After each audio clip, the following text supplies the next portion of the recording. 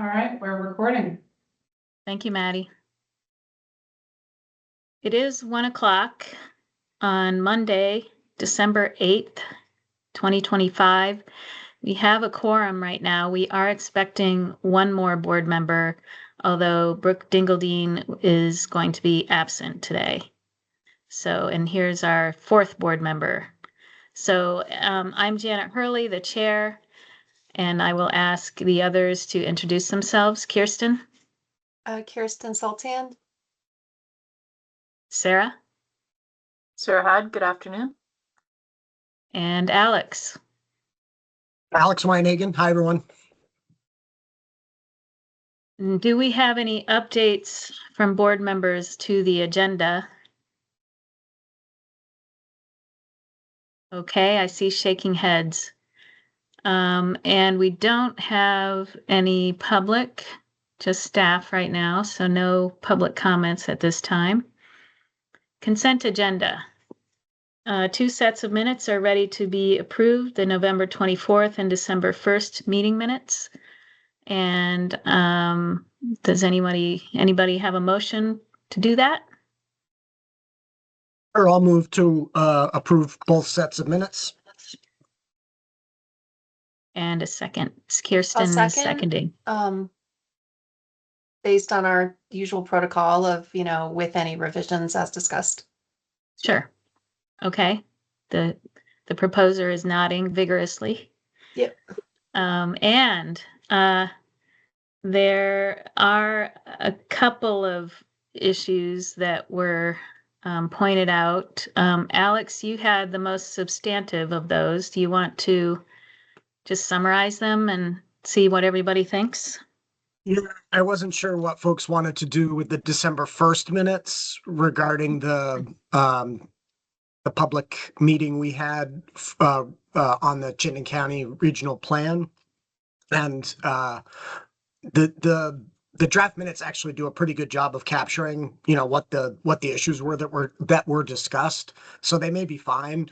But I flagged that I kind of like when we have public comment to acknowledge who made the comments. So there's people feel like, there's a record of them saying something specifically. So I went back to the transcript and just generated that with names attached and emailed that to all of you saying maybe we could add this. So I'm actually fine either way. But generally my preference is at public meetings to recognize specific members of the public with what they're saying and not capture it in a general summary.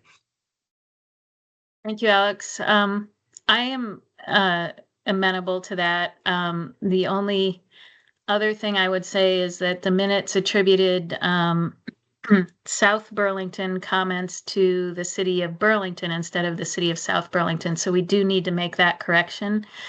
We can put the Paul Connor attribution there with the with Alex's summary of what Paul put forth on behalf of the city of South Burlington. And maybe the other, was it 3 people? Maybe we can just precede the Paul Connor paragraph, the South Burlington paragraph with those. What do you think? So just go with what the draft is, but put a name at the front end of each paragraph. Go with the draft and correct the last paragraph of the discussion that attributes comments to the city of Burlington according to your Paul Connor summary in that paragraph. And then immediately before that paragraph, add the 3 other paragraphs that you generated as specific comments. It works for me. It's a little duplicative with what's in the draft right now. Yeah. But who cares, right? If we have a few extra paragraphs with people's names, that's fine. I think it's just the easiest way to move forward at this point. Yeah, I'd be good with that if others are okay with that. I see nods. So, and Maddie, are you following? Do you think that's an easy way to plug those in? Yes. Okay, so let's vote. All those in favor? Oh, were there any corrections to the November 24th minutes? I don't think so. You had caught something about me being absent Right, for but you were the only vote on the absent. minutes, but I think I was. I think Maddie's Yeah. correct that I showed up Yeah. just a couple minutes late. So yeah, Yeah, so, and I'm going to abstain on that, so let's do two separate motions, one for the December, and one for the November. Is that okay? So If you let's want. start with the December, because I want to abstain from the November one. So let's start with the December minutes. All those in favor of approval as just discussed, please say aye. Aye. Aye. Aye. And that's 4 ayes, that's unanimous. And then can I get a motion on the November? Yeah, so moved November 24th Thank you. minutes. I'll Second, second. Sarah, second. Okay, and no further discussion on that. So all those in favor, please say aye. Aye. Aye. Aye. And I will abstain. So that is 3 ayes and 1 abstention and 1 absence. Thank you, Maddie.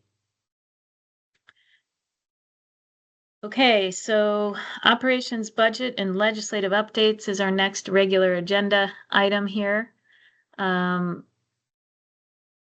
Pete, do you have anything for that?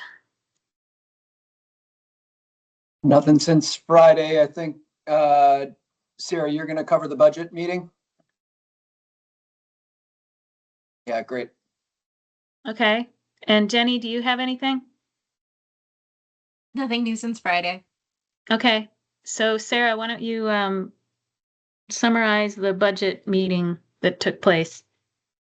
Sure. So we had a meeting with DFM on 12/5, and we went over several different areas, including the return to office support, a technical correction with the FY26 BEA, and then our FY27 budget request. It was largely favorable, and going off of some notes that Rachel provided me, but I did also attend that. And so I can hopefully answer some questions along with Pete.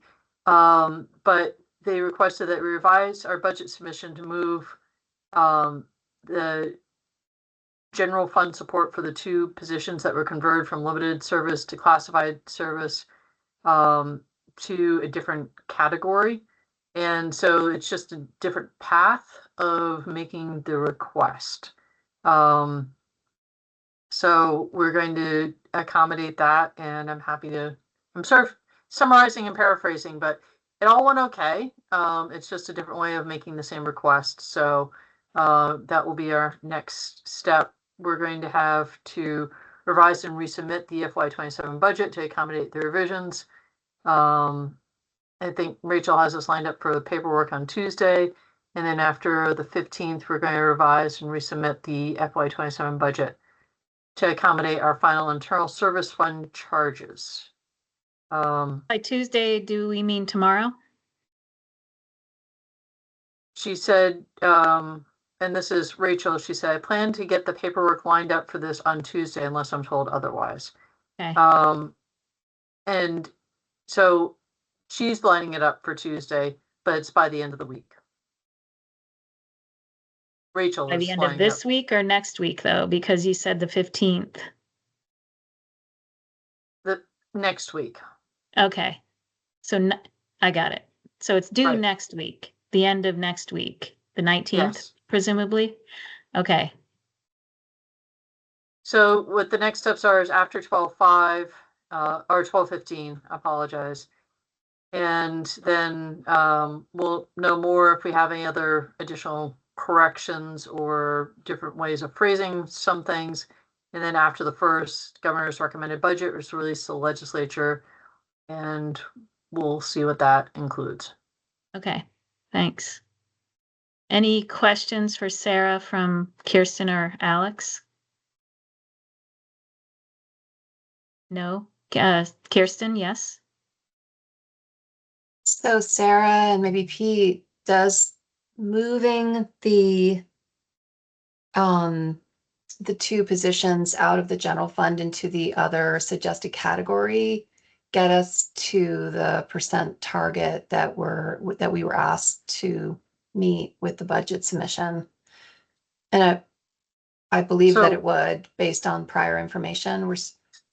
So I think what this gets to the crux of, and it doesn't really change anything, moving the request is we were approved by the legislature to move these two limited service to classified status last, but the money wasn't approved with it because we were still spending down ARPA funds.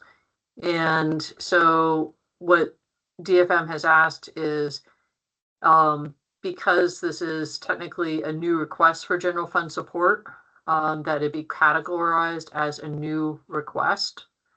So our overall budget number doesn't change any. It's just a different way of asking for it. It's still general fund support, Kirsten.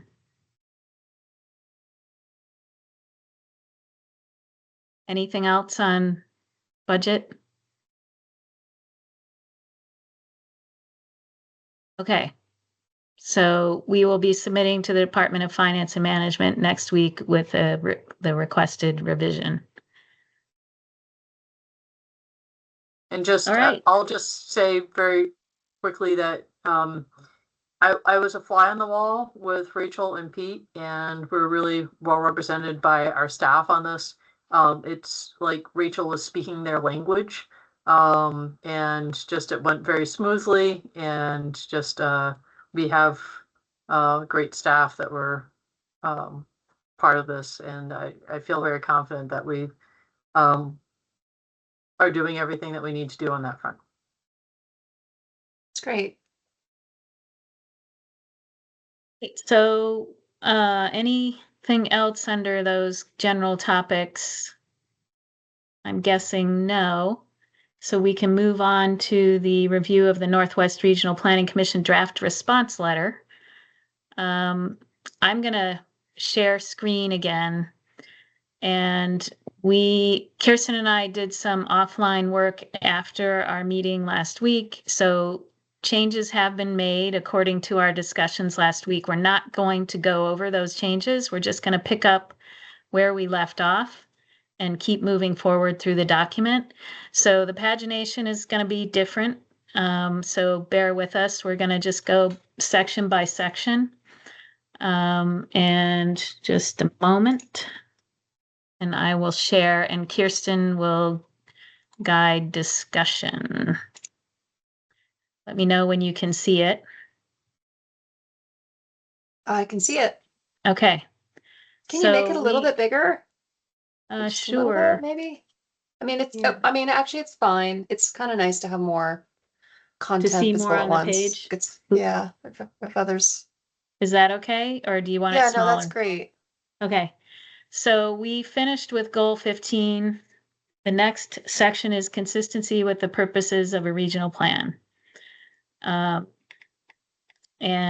the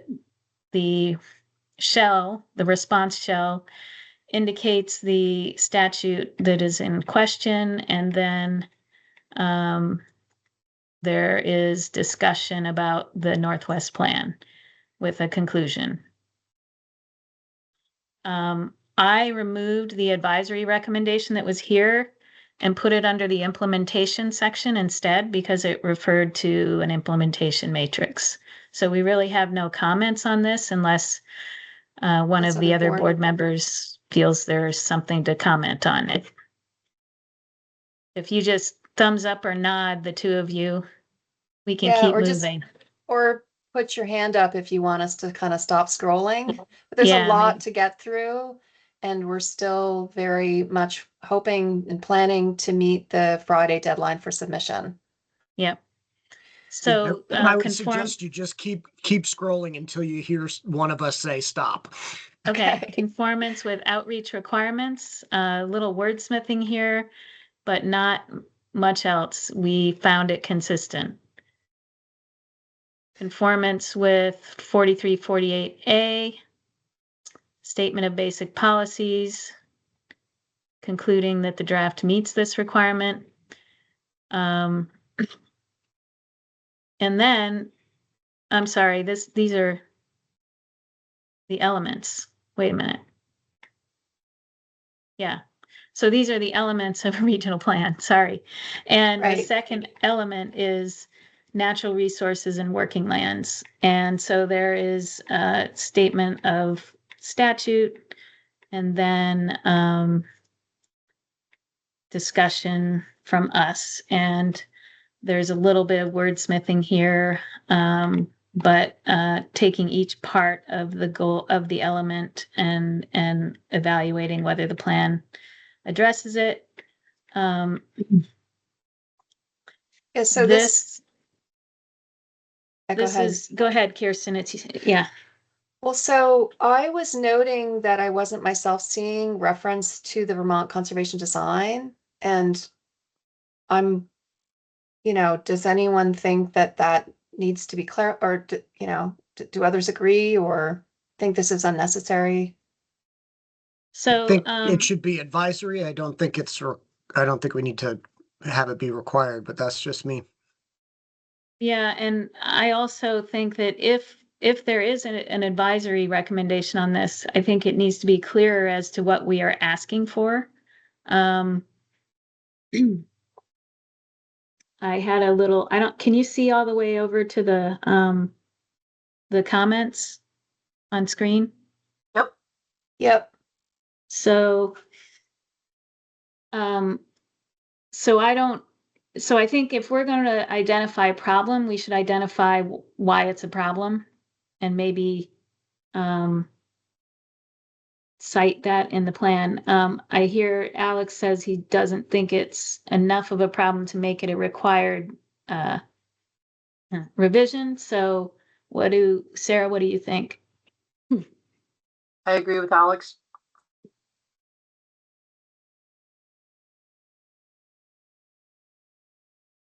So, That's why I included an advisory recommendation, which is shown in the draft of the second bullet. Consider mentioning Act 59 and the 30 by 30 initiative. I yeah, think that's sufficient for me okay. as an advisory recommendation. Okay, so I'm gonna, Kirsten, what do you think? Are you happy with putting it in I as mean, if advisory?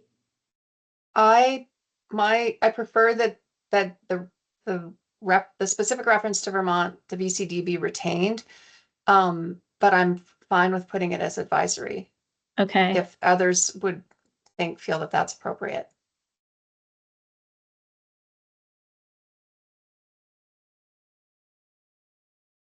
Kirsten, do you want that as a separate bullet under the advisory recommendations? Just No, I basically think it can taking. go there. And it's Okay. kind of just my own, looking at the statutory language. It's as simple as that, is looking for a reference to it. Yeah, And I think so- they do mention it when they talk about forest blocks and habitat connectors and which priority or highest priority ones they're selecting as it comes from Vermont Conservation Design. But it's fine to add it here too, just to give them encouragement to sort of link that with the 30 by 30, 50 by 50. okay, does that look okay? Just to stick it in there? Okay, Is that okay with you, Janet? I mean, yeah, okay. totally. Okay, so energy. We kind of discussed this last time, I think, but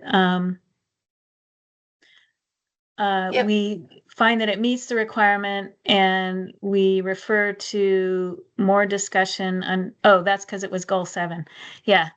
And we just asked that the enhanced energy plan be submitted to the board so that we can have it as a submission as part of the application in our database. So, and this is transportation. So we had started to discuss this on Friday Mhm. and had noted that for the Rutland plan, it was included as a requirement. And this suggest that it would be, put into the category of advisory. And I just didn't know what the board wanted to do with this. Guess I would.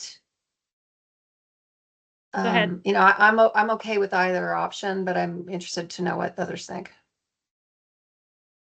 I'm leaning toward just making it a requested revision. Like That's we what did we for did with Rutland. Rutland. It's not a bad idea. So I don't know that we need to, I don't know that we need to change our approach. Sarah. I think what I said last week still holds for me, which is this is a recommendation, but not a requirement. I think it's just part of the evolving nature of where we're at. And where there's the parallel process with the Act 145 stays part of Act 181 and the recommendations coming out of that. So Okay. I'm fine with this being advisory. Okay. Yeah, Alex. Yeah, you have I'm still on the advisory bandwagon as Okay. well. This is not a statutory requirement. What's required for us to confirm the plan is that they address potential areas of congestion and things of that nature, which I think they generally do. And Okay. this is a nuance of that, which I don't think Yeah. I don't think we need to hold them up as a required element. We just tell them in an Okay. advisory fashion to think about it. And I'll follow up with Rutland on that. All right, utility and facility element. Yeah, so this is Um, another substantive item. Which, the state of Vermont currently has the one solid waste facility and most of the waste from the state goes there. And the Northwest Plan identifies that there's this partially permitted site that's still owned by the Solid Waste District located in Sheldon. So this was just highlighting that, the region might consider looking at, its longer term plan for solid waste, including examining, the potential use of the partially permitted site located in this region. so it seems like they did address it because you summarize how they addressed it. So I guess I'm a little confused about what's missing that you want to see. Well, what I found in the plan is they acknowledge that this property and partially permitted status exists, but I didn't find like any kind of clear plan to consider, the role of that property in a longer term solid waste plan. Or to examine the feasibility of that, et cetera. But if it's Sarah? already permitted, it's feasible, I Oh, think. partially permitted. Oh, it was partially. Yeah. Okay, And Sarah. some of yeah. Well, I think the fact that they have that and they're working towards it is part of the planning, and that's more than a lot of areas have done. So I'm not sure that we need to be more explicit than this is what they have and this is what they're working on in the future. So I didn't interpret that that work is being done to advance this development of the site. But it doesn't need to be. Well, I guess that's the question. I'm fine with it being just referenced? Yeah. Me too. Yeah, I agree. I don't think we need to call this out. I think the fact that it mentions it and talks about the permitting history, partial as it is fine with me. Actually, if we're going to talk about anything on this front, I would actually encourage them to communicate with Chittenden County Regional Planning Commission, who also is talking about a possible landfill location once Coventry is full. And not clear that the state needs a whole bunch more landfills. It might be nice if there was some coordination but amongst the various regions as to where the next big landfill is going. But that's probably neither here nor there. Yeah, it's a big complicated topic. Okay, well, I'm interpreting that the three of you don't see need to highlight this within this region beyond what is already in the plan. So based on that, we'll omit the reference. Okay. Thanks, Kirsten. And since the printing of the part 1, Kirsten has corrected the numbering and a misperception that the implementation section, which is the 6th, because the 6th, previous 6th was repealed in statute, but Rebecca and I decided to keep the numbering to be consistent and to not confuse people, even though it's still confusing. But we've corrected it here. So we are keeping the numbering in statute, and the next section is the implementation section. And as you can see, this is where I don't know why it's not red line, but I added the recommendation from the previous section here.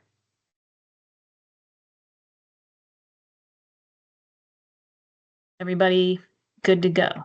Mm-hmm. Okay, compatibility with other plans. I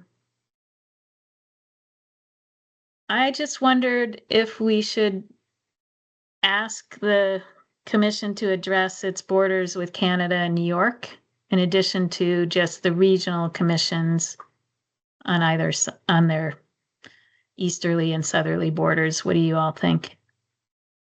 Wow, hadn't thought about that. Has that been done Yeah, anywhere? yeah.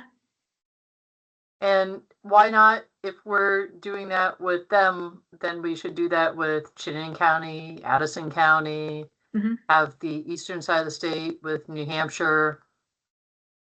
I'm not sure that that's been done, and I think that might be a nice advisory thing, but I don't think we should Yeah. require Yeah, I don't know that we have authority to prescribe that must occur.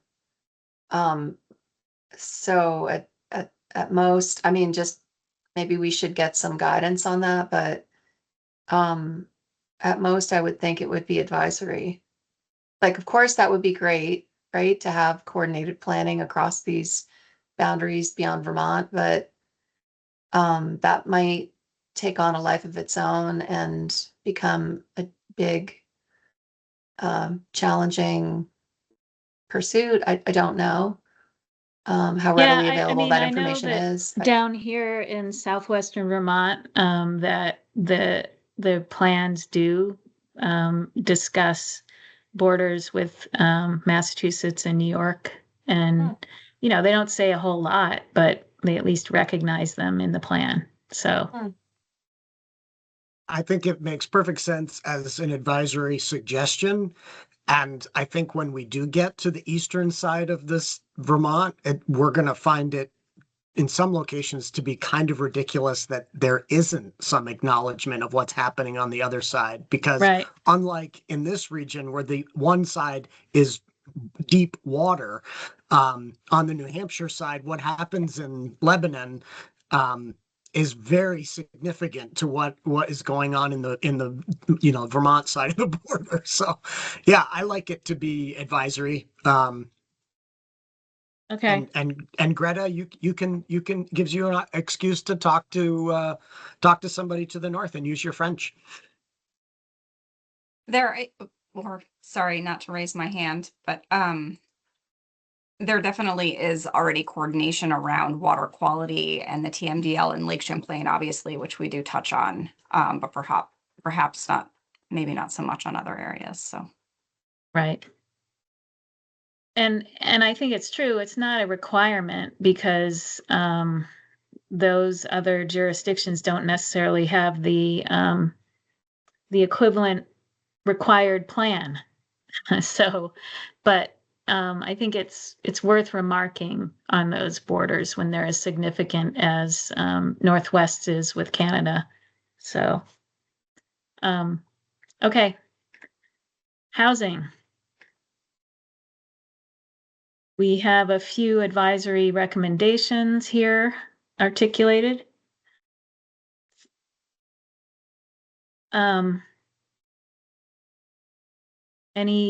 Any thoughts on these? Guess I'm just noticing a minor wording tweak in the second bullet at the top of page 28. It says revise this bar graph. It should, I think it needs to be reworded, and this is on me. Could say like consider revising this bar graph in keeping with that. No, that- that's what it says up top. Consider addressing the following. I don't think we need it. I think we can just say, actually, I think we can say Okay. explanation, add explanation Yeah. of, and then this one, where does it say revise this bar graph? Yeah. So it's just consider the following all and revise. consider. So, okay. But any other thoughts on this other than wording? Okay, keep going. Economic development. We discussed this in several parts of the goals section. The draft plan meets this requirement, and flood resilience. Some of the goals sort of bring us to this as well. And I don't think we had any substantive requests on this.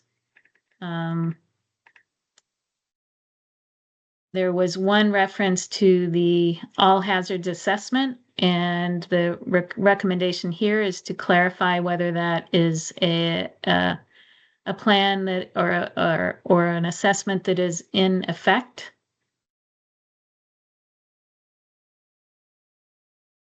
So that's that. Everybody good with that? Okay. All right, we're getting to the future land use. We say that the element is there. The daft plan element, I think we need an R. Oh yeah, it's not daft. We don't mean to offend you, Greta. So, Kirsten, do you want to, before we jump into each land use category, we wanted to have some general discussion. So Kirsten provided a summary of some issues to discuss. Do you want to work through those, Kirsten? Sure. So, the first one I did connect with Alex about, and I have a better understanding of myself, and it has to do with mapping of wetlands in excess of 5 acres. I had noted that, and we can get to this more specifically when we talk about Berkshire, but like, for example, there is a wetland that's more than 5 acres mapped within the proposed village area for Berkshire. And then in some other areas like Northern Fairfax, there's like a 36 some odd acre wetland area that's mapped to rural general. And I was just trying to get my head around like how are, how does the mapping consider wetlands that are greater than 5 acres? And Alex kind of walked me through the mapping methodology. So like I'm okay with that topic for purposes of this plan. But so I'm just sharing that with you, Janet. The other things that I was finding, I was sort of pausing on myself and that are sort of woven throughout some of the discussion of future land use by category and by town has to do with walkable distance and just general walkability. And and you may remember for Chittenden, I was asking, well, is there a distance, a specific distance that was a target? I recognize in my mind, it can be based on presence of meaningful like public transit. And then also, I think just geographic features, there may be, maybe you need to get across the river. So I was just trying to benchmark for myself before we dive into the individual future land use categories, like how we are interpreting walkable distance for the planned village areas and planned growth areas that extend beyond the designated downtowns and village centers. But Sarah. So are we going to stop at each one to discuss, or do you have more that you want for general Let's to like stop. list off? No, I think we should Okay. stop at each one and have a discussion of each. All right, so I'll bite on this one, which is I think this is something that in the review of Chittenden County came up, as Alex mentioned. And with the VAPTA methodology, there's certainly that quarter mile to half a mile. But I think some of what we heard for the virtual site visits in Chittenden County specifically was that there was transportation infrastructure, sidewalks, bike paths, things like that, that they felt like could extend that up to over a mile. In some cases, I think they're proposing up to 2 miles, which I think there's been some discussion around that sort of 15-minute walkable city. How far can you get? Is a half mile perhaps easily walkable within distance of the periphery of a downtown? So the VAPTA methodology gives specifics, but I think there was some discussion as to if there's suitable infrastructure to back that up. Perhaps it's more. So that's sort of the framework that I was thinking is reasonable to operate within, is use the VAPTA methodology, but if there's other circumstances that could elongate or expand, to look at those. Do you have thoughts on this?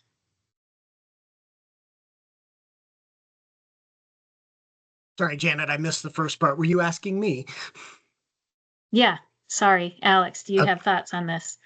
Yeah, I think that the description and statute of village area, for example, talks about talks about areas that are within walking distance of a core, but it doesn't specify that what infrastructure needs to be in place to support that walking. And I spent a lot of years living and doing a little bit of planning in little old Westford, as you know, Janet, and that's a community that has very walkable roads outside of the state highway, which is not so walkable, but the gravel roads that feed into the town center, no sidewalks. And yet people walk on those roads all the time. And I think there's a lot of rural Vermont villages that are like that. And so I wouldn't want us to extrapolate, within walking distance to a core to mean sidewalks to the core. I think it means, like Sarah's saying, like there's got to be a reasonable distance. And I'm happy to go with what Sarah's talking about, with the ability to make, on the call or on the spot calls based on peculiarities of of settlement patterns and the like around these Vermont villages. But I think Kirsten's right to call it out. And I know I had some comments on a couple of the communities in the Northwest, specifically the village areas for a couple of those communities that seemed too far afield from the village center and just didn't seem like they would ever be walkable. So happy to talk about those as we go. Yeah, and I'll just add my 2 cents that I feel like it's very context specific. I don't think that we can go with a, nothing more than a half mile kind of rubric here. It's very different for different communities. I lived in Burlington for a long time, many years with no car, and I walked all over that city. I didn't even need the bus, and I feel, that certainly different people have different walking, abilities, and there are other modes also available in some places, transit and biking or mixed use pathways. You know, and there are also other communities that may not be our most rural, that are maybe some of our, you know, more vibrant, smaller communities that have, that are constricted. They can't really spread out because they're in a narrow valley. And so they're elongated to some degree. And the walkability of those may depend on sidewalk, or if the roads are rural enough, you know, they may be safe to walk. But I think it really is context specific. And so I think we have to consider these on a case by case basis largely. And I don't think that the 1/4 mile to 1/2 mile consideration works for all communities. So even though it may be in the methodology, I don't think that we should be bound by it. Yeah, and to clarify, you're totally right, Janet, from my lived experience, that when there is infrastructure, when there is a sidewalk, the ability to walk a greater distance is there. Whether it's Burlington or St. Albans or Heinsberg or Enosburg or wherever, it's it's different in my mind when there is infrastructure versus when it's a much more rural village and there is very little or no infrastructure, as to what that appropriate distance is.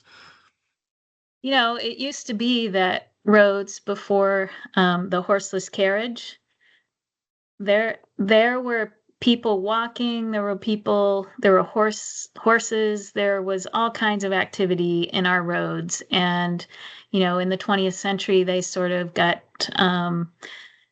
you know, the expectation for them was they were for cars and everybody else get the hell off, right?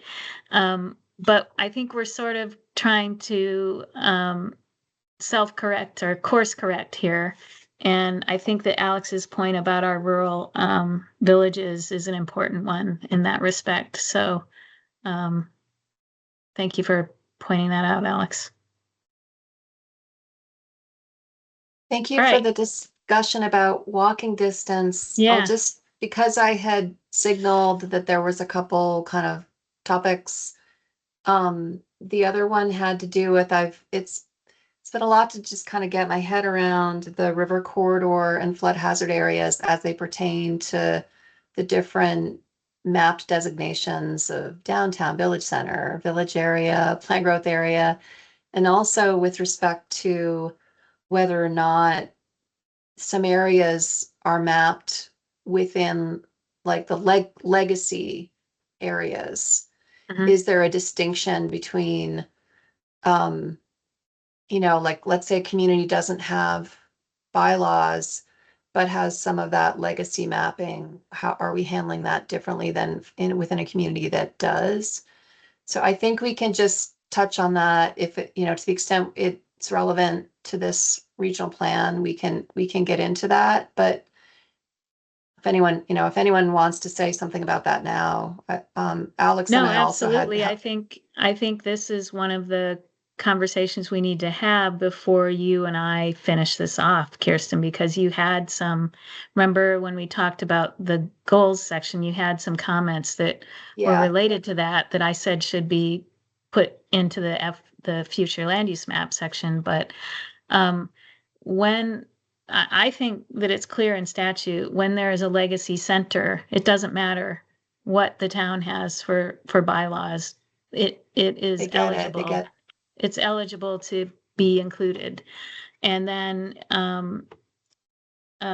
when there's some new mapping that is identifying a center or a neighborhood area, the municipality should have flood hazard and river corridor bylaws if it is going to include those. But the other thing that it should have is some amount of development in that flood hazard and river corridor such that infill is, If it's completely undeveloped, it should not be included. If it is long developed, then the idea is that redevelopment would be Flood flood resilient. proofed. Yeah, and flood resilient. And so it would be a good idea to include it. That's my interpretation. But when there is no development there, yeah, I think it should be rural conservation mapped as rural conservation. Alex. Yeah, I was thinking about that as Kirsten brought this point up. And my reading of the statute and the VAPTA methodology is similar, but a little different in that I think both the downtown and village centers don't require flood hazard regs or river corridor regs to have river corridors included in that FLU type. So correct me if I'm wrong, but I think within those centers, and as odd as it sounds, there isn't a litmus test regarding flood hazard regulations or infill. It's in the growth areas, the planned growth areas and the village areas where the statute specifically calls that out and says, if you're going to map a river corridor or a flood hazard area as a planned growth area or village area, you must have bylaws and it must be infill areas. The distinction in my mind is with regard to the tier 1B request. Yeah, that's right. If it's a village center and they've included river corridors because they can, but they are also asking for tier 1B status, we can't grant the tier 1B status unless they have those bylaws and it fits the infill requirements. But there's a little bit of a difference, right, between having it mapped as a center and asking for tier 1B. There could be some communities that are not asking for both. Sarah? I agree with you, Janet, and it's a legacy center. It's a legacy center in terms of the FLU. Tier 1B, that's different, but with the FLU, if it's a legacy, I think it has a right to be included.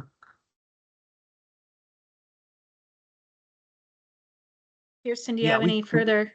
We can't exclude it. That's what the Right. statute Yeah, says. I'm not hearing any conflict between what Janet has indicated and what Alex has indicated. I suppose there could be a legacy area that's now proposed for village area or PGA where this comes into question because they don't have the bylaw. And I guess, so what Alex described is consistent with my own understanding, but I will admit it's not as solidified in my mind as I would like. And I think it's just because of my own, like, I don't originate from the planning background that you three do, but but that's consistent with my understanding. Like, I've been thinking about this a lot. I think the statute on this is convoluted. And so it's hard to keep. It's not just because you're not a planner. It's hard to keep it all. It's a lot in your head. A lot of layers. So, yeah. Okay, so I think there was one. Historic. Oh yeah, historic. Yeah, and Alex and I again helpfully connected, and I'm understanding for any legacy designation areas that they've already passed through that gate and they don't have to we don't have to further document eligibility for inclusion in a historic district as a component of that designation if it originates from legacy. But before we jump into this one, I saw Greta's hand went up before you started. Greta, do you have a comment on the flood hazard river corridor issue? No, not right now. I was just wondering if you were referencing something I couldn't see on the share screen. Again, I don't have. Oh, no, sorry. I probably should stop sharing until we're done with this conversation. Okay. So, sorry. No worries. But yeah, thanks. Okay, sorry, Kirsten, go ahead. Oh, you're muted suddenly. Sorry about that. I think I'm all set with the discussion. I was just saying that if my current understanding is that if a municipality has a legacy designation for which they're asking for expanded village center or downtown, that we don't have to re-document eligibility for inclusion in a historic district. Like it's that's been met through that legacy status. Yeah, I would agree with that. I think the bigger question is for a newly proposed center. Right. Which And you I need think something. that statute says there needs to be something that's eligible in that new center to be designated as historic. So, Sarah? All right, so there are a couple of things on this front. The first is, I think in some areas you cited to 24 VSA 5800 range, which is the CIB, the Community Investment Board, which is wrong. We can't apply that. What you have to take a look at is under 24 VSA 4348A 12. I think we're under big A territory, which is the downtown or village centers. And if you read through this, there's no requirement for anything historic. State register, national register. So it talks about the downtown or village centers are the traditional and historic central business districts and civic centers within planned growth areas, village centers, or may stand alone. So it talks about traditional, historic, or standalone area. It doesn't say that there has to be state register or national register eligible properties within these areas.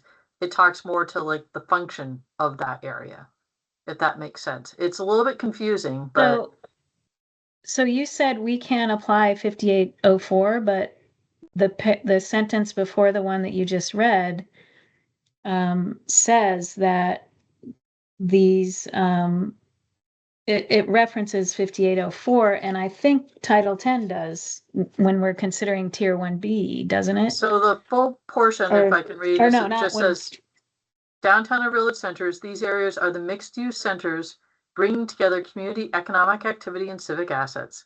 They include downtowns, villages, and new town centers, previously designated under Chapter 76A, and downtowns and village centers seeking benefits under the Community Investment Program under 5804 of this title. So it talks about these are areas that might seek investments under that, but that's not, 5804 is for the CIB to apply, not for us. Right. So it's just So what saying, about 6033B? The board shall review the portions of future land use maps that include downtowns or village centers, planned growth areas, and village areas to ensure that they meet the requirements under 24 VSA 5803 and 5804 for designation as downtown and village centers and neighborhood areas. So that to me says if it doesn't meet the center or neighborhood requirements under 5803 and 5804, that we shouldn't be approving them as those future land use map categories.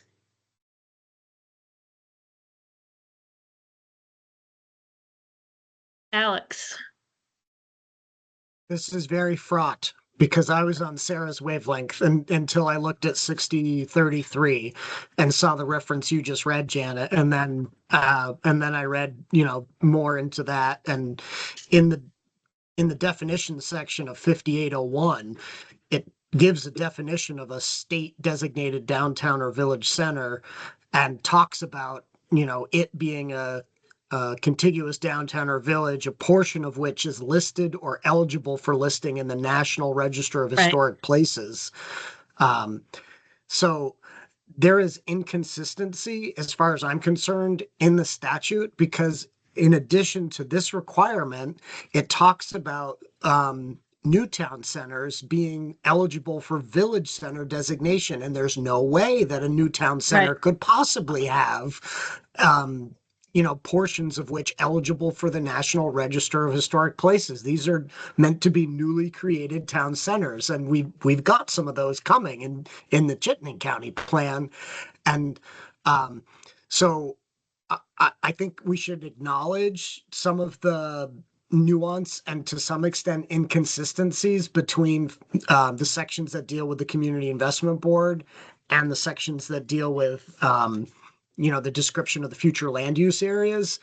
And I say the tie goes to the runner, and the runner in this case are the regional planning commissions that are working really hard with their municipalities to try to create future land use areas that embody the requirements of that section of statute and accomplish the goal, right? Like if we forget what the goal is behind these areas, then we're missing the point. And the goal is to identify places where we want to grow Vermont, provide for housing, and provide access to exemptions from our program, through the Act 250 program, and to sort of exclude areas that don't have that historic register, eligibility, that are clearly, want to be a village center or meet the other requirements, I think defeats the purpose, that we're doing this for. Sarah? So it is a bit fraught. And I think the way that I was approaching it was, if you have the historic elements, if you're state register or national register, you've checked that box. If you are not a legacy designation, you have permission to walk right in, perfect. But it's not required in 4348A. And that's why I come back to in terms of traditional business civic areas. And so I would agree with Alex is I think in this case to go with some flexibility to the RPCs, and I think it can be advisory in terms of, hey, if there's something in that area that you can include, please try and include it. But I think that you can't exclude it from a downtown or village center because it's not historic. If it's then that traditional center, if it functions like that, if it meets the definition of 4348 A12A, I think you have to give deference to the RPC. So point out that I think the intention was that every municipality in the state should be afforded, and this is in the community investment statute, should be afforded to have a center. So, right, that's in the statute, and that's another point toward maybe this strict eligibility requirement is not as, maybe we should not be viewing it as a strict requirement. So I just put up the response shell because we do include this discussion under the centers, the downtown centers and village centers preamble here. And we do reference the community investment program statutes that talk about this issue. I wonder if we need to talk about that more explicitly here and express a board position on this in future responses. And I think, or maybe in a separate document, I don't know, but there's a lot of consternation about this. We've gotten comments from VNRC about this and others who are worried about taxing the community investment program. However, that's not something that we as a board can consider as to whether the community investment program has enough capacity to deal with another center or two or three or four or dozens. That's not part of our calculation. So I think it would be helpful to put this on an upcoming agenda and sort of articulate our thoughts as a board, maybe at a time when Brooke can also be part of the conversation. Kirsten. I agree. It's kind of a much larger, very important substantive conversation. And I think in the meantime, we just have to proceed with the Northwest Plan review as best we can and put some caveats in here as appropriate, but and I think because it is so important and substantive, I also think it's appropriate for Brooke to be part of the conversation. Yeah. So, Sarah? So we're doing back to back between NRPC and CCRPC, and I hate to do for one differently than the other. And so I'm going to just ask that maybe this conversation gets punted until after the 22nd, when CCRPC is hopefully through the door and before we get the next one. I think that would be nice to be able to take a pause and have a more thoughtful conversation around this. I just worry about changing horses mid-ride. Yeah, I agree with Sarah on the timing and would just say that my proposal would be delete some of the preamble in what you're sharing on screen right now with regard to 5803 and the provisions about the National Register of Historic Places, or add another paragraph that explains what we just talked about in 3 sentences, that there's nuance and some inconsistency in statute and that the board is wrestling with that. So one or the other, like take it out or put in a little bit of something. Yeah, I'd say add the paragraph because we've already sent this out to Rutland, and if we're not going to change horses mid-course, I think adding is better than subtracting at this point. I agree. So.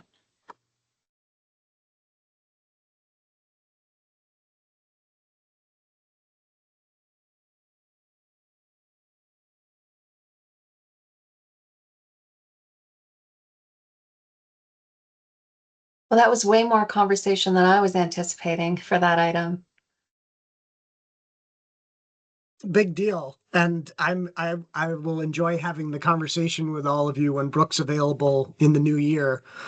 I think it's a big deal, and especially with regard to new town centers and areas that we want to grow into that don't have that historic base.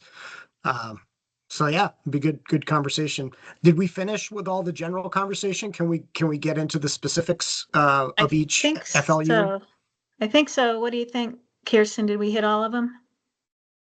I think we did. Yes. Okay. So Kirsten had some general comments before going into each separate category here. And they included the road issue for the 3 towns that had mapped them as rural general, right? And you pointed out which 3 those were at the meeting, Alex. And then I had this comment about surface waters, and I think I mentioned it at the meeting in St. Albans, but that they should be mapped. They should be mapped instead of just excluded from the map. And then there were some inconsistencies with shoreline mapping, or it was just kind of messy, and that might be because of polygon sliver issues. I'm not sure, but those 2 were my comments. If anybody has any issues or questions about them. And if not, I'm going to keep scrolling. Well, so my only suggestion is that I think in the language about the third bullet, the last bullet, could you move your cursor so it's not Mhm. covered up with the, yeah. Um, it says consider depicting shoreline as rural conservation in areas mapped rural-based recreation. I'd be more inclined Resource-based. to, sorry, yes, resource-based recreation. I think that it's fine to have resource-based recreation FLUs, but they just need to probably be widened so that they're more Yeah. observable. I Yes. don't really agree with the notion that everything around water bodies should be rural conservation. I don't think that's what happened in Rutland, and I don't think that makes sense in Northwest Well, Vermont. it is what they did in Northwest, except for a few areas that they were resource-based recreation. So everywhere in Northwest is, Greta, you have your hand up. Maybe you can explain.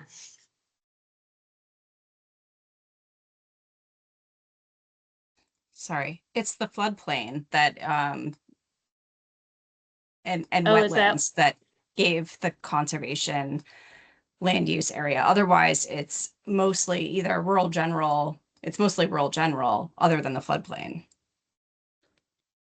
Okay, so that I thought that maybe you had used some buffer on the high water mark or something, but it's the flood hazard.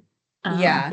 FEMA I mean, mapping. on that note, we actually just received a comment on why are we using the floodplain data as a basis for a Because it's mapping when it's from the bad. 1970s and we don't, and it's, but that's a whole other topic. Okay, yeah. Sarah? I think you do have one legacy village that's along the lake in Northwest, at least. So just going with the previous discussion, they have what they have.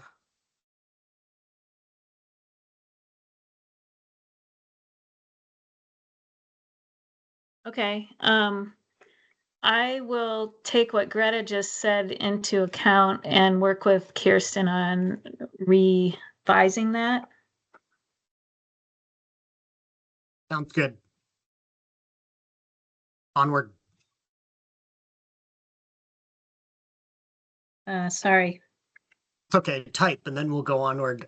Thanks Yeah. a lot for pointing that out, Greta, because I had forgotten that the flood hazard area is supposed to be in rural conservation, and boy, does that muck things up along Lake Champlain and Yeah. other yeah. lakes.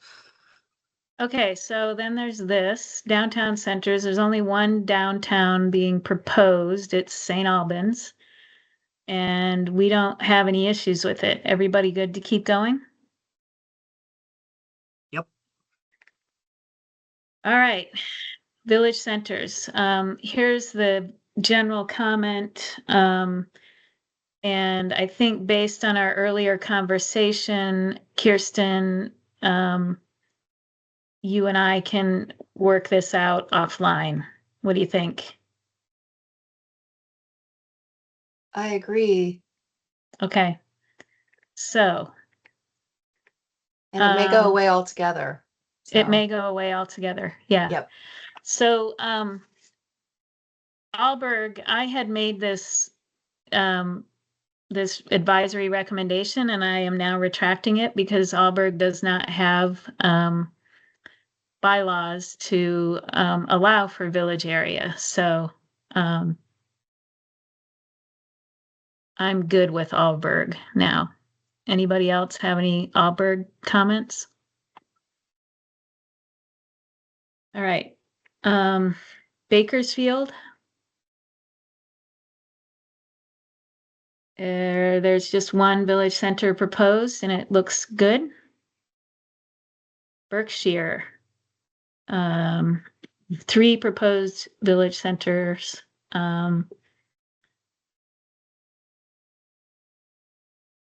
Sarah's got her hand up. Sarah, go ahead. Well, this was one where I was looking at, I wasn't sure what the question mark was in it. I can see you're saying each of the proposed village centers meet the requirements for a village center. So I don't know what the other, is that meant to be Eastern? I don't know. Kirsten?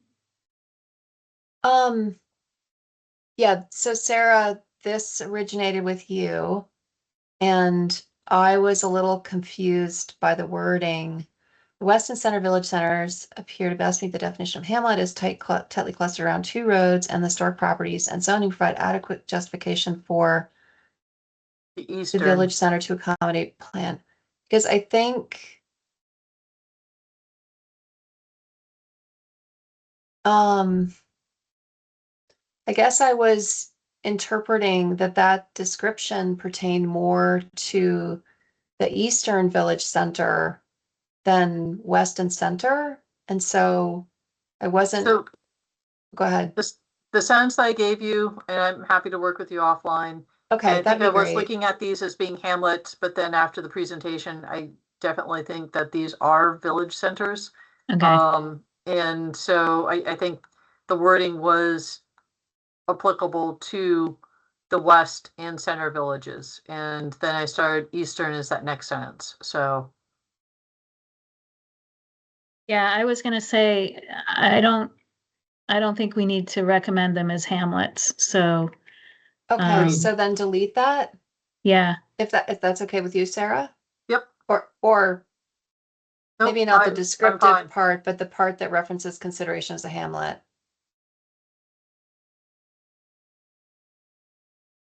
So, yeah, so that would be, but, and the areas of river corridor and proposed village centers, we're removing that as well, aren't we, from the We village should, center? because there are no river corridors in these village centers. I'm not sure why that was. There's the end of the sentence in the description says some river corridor areas are included. That's not accurate as far as I can tell. That The was village the centers. eastern For Berkshire. Alberg Yeah, I don't think there's any in Eastern in Berkshire. And Berkshire. at least when I looked at the mapping, it looked like they had decidedly excluded river corridor areas from their village center. There's some village area that are in the river corridor areas, but not But village not center village area. Not the center. center. Okay, yeah, okay. So, so I'm gonna just say that, that Kirsten will reconsider these. Yeah, and I'm interpreting that everyone's okay with not providing an advisory recommendation that any of them be considered as hamlets, that the board Yep. is comfortable with the new one is a village and the 2 legacy ones are also recognized as village centers. Like, no. Okay. This was one there was some mixed kind of inputs, and so that's why it looks a little jumbled. So All right, so Enosburg, I discovered there's a problem here in that there's Enosburg Town and there's Enosburg Falls Village, 2 separate municipalities. And I didn't know which was being referenced in this draft. So I think we need to go back to the drawing board on Enosburg's village centers. Sorry, Greta, go ahead. Enosburg Village is an incorporated village, but they plan jointly. Oh, they And do. so they have a unified planning commission and unified plan, and they're a process of they have a draft, but have not yet adopted unified bylaws. And so for that reason, per statute, the select board was able to opt in on behalf of the village or for the whole Okay. municipality. Okay, I think we should probably explain that here. And I think we should treat each though separately as a separate municipality. Just to maintain clarity, I guess. But I think we can go back to the drawing board on this and come back So- on Friday. can I just ask a clarifying question of Greta? So Enosburg Falls Village is a separate municipality, correct? Even though for Yes. planning purposes, they've delegated, et cetera, like, Yeah, they're an incorporated village. They have a Yeah, board of so we have, trustees. I think that means we have to consider them separately. separately. Yeah, and knowing that they share planning and the select board of Enosburg Town can speak on behalf of the planning commission in the village. So I think we're okay. We'll go back to the drawing board on these two and come back with proposed draft maybe tomorrow. Okay. Swanton and Swanton Village would be the same. Oh, okay. I didn't know that. All right, when we get there. Kirsten, make a Can- note of that. Can we go back to Enosburg substantively though, besides Sure. the Sure. the jurisdictions? Yeah, So we are saying that they include some river corridor areas and that those should be omitted. And I would say they do not include river corridor areas. And even if they did, they would not need to be omitted because village centers do not require the omission of river corridor areas. right. But again, maybe I'm not seeing it right, but I'm just clicking this afternoon. I was clicking on my the map viewer and turning off and on river corridors with the village center areas, and I didn't see any overlap.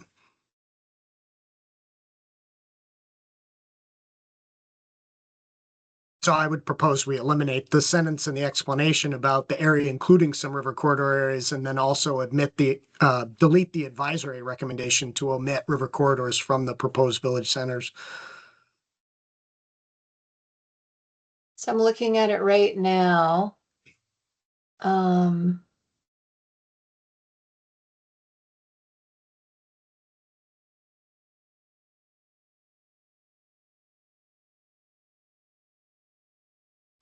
I think we can. So the only area that's included is the legacy. Right, and we don't need to ask for it to be removed. So we'll rework this and That's come my back. observation. Okay. Greta. That's fine. No longer any comment. Okay. All right, Fairfax.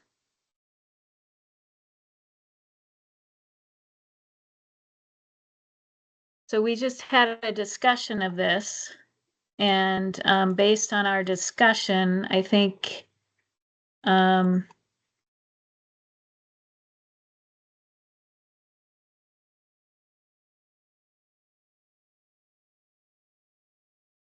right?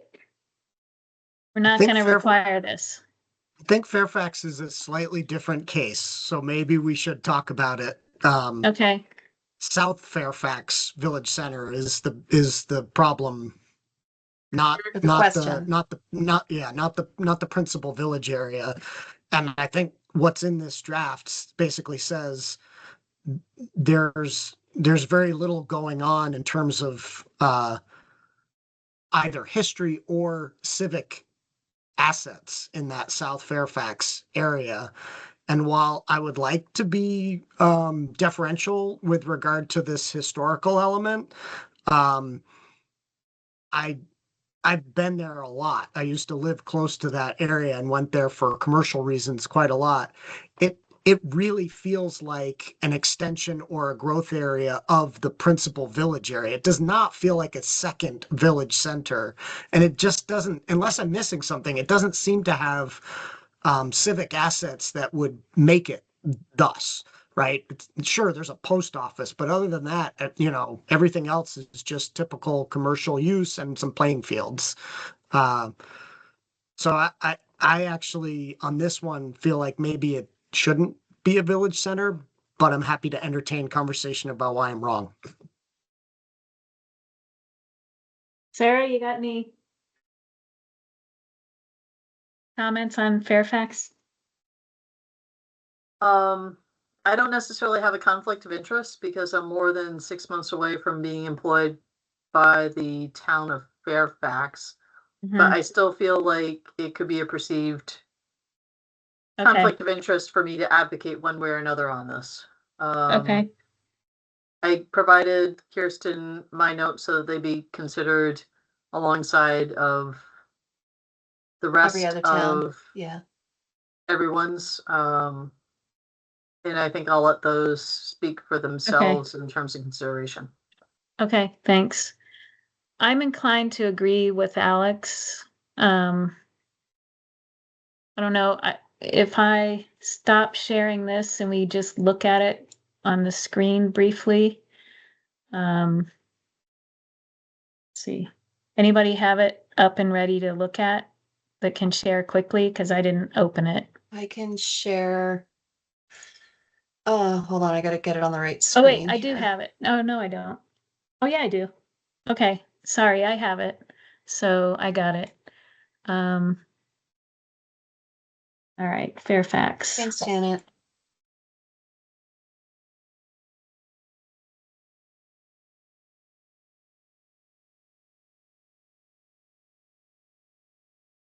So this is what we are discussing, as to whether this truly functions as a center of this village area, or whether it is more just planned growth area around the legacy, what is mostly legacy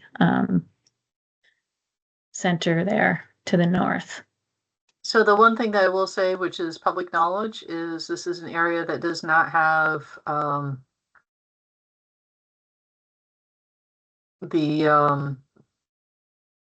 think you want to turn on water and sewer in terms of looking at that and Okay, why it's village area as opposed to.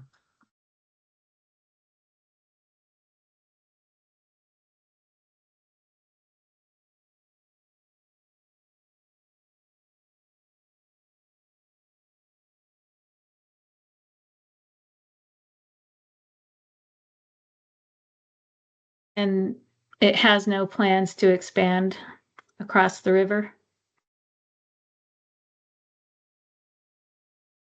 Yeah, so it doesn't have water and sewer. That's fine. Village centers don't have to.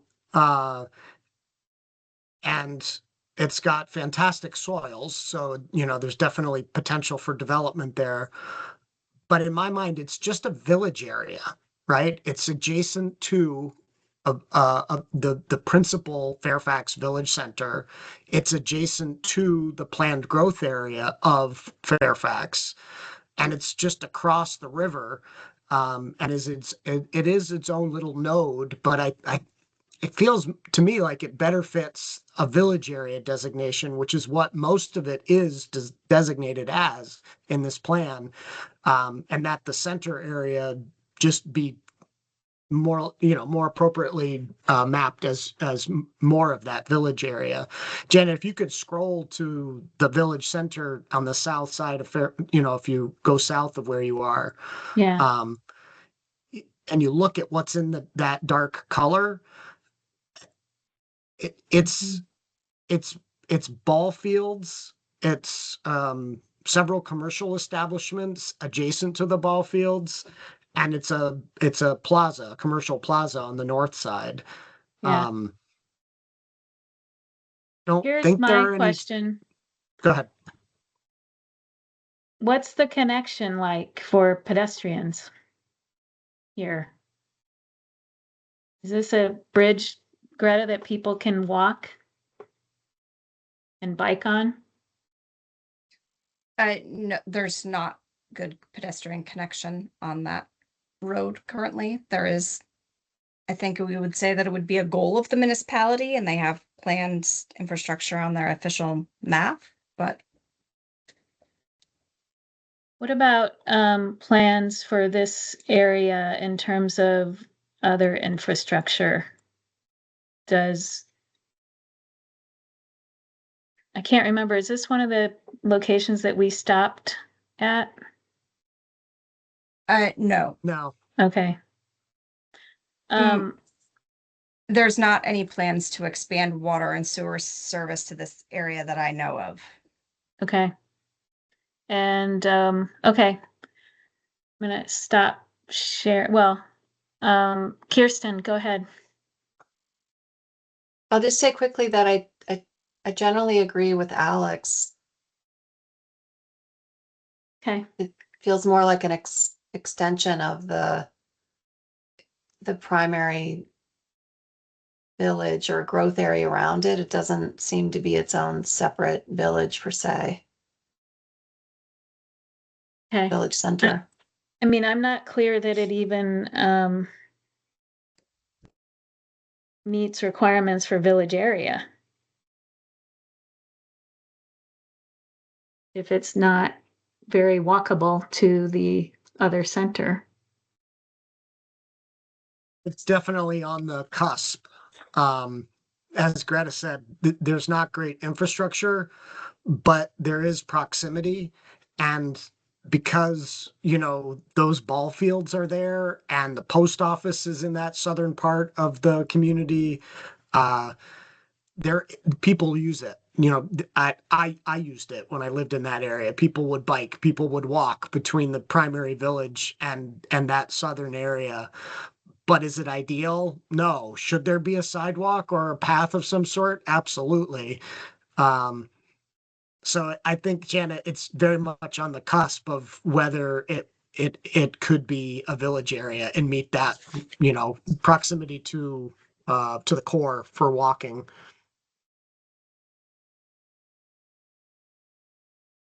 But guess what? That's not our problem to solve. I think our problem is to say, is it appropriately mapped as a village center? And I would say, I don't think it is. And then we can let the Regional Planning Commission and the community figure out which FLU they would like to put it in instead.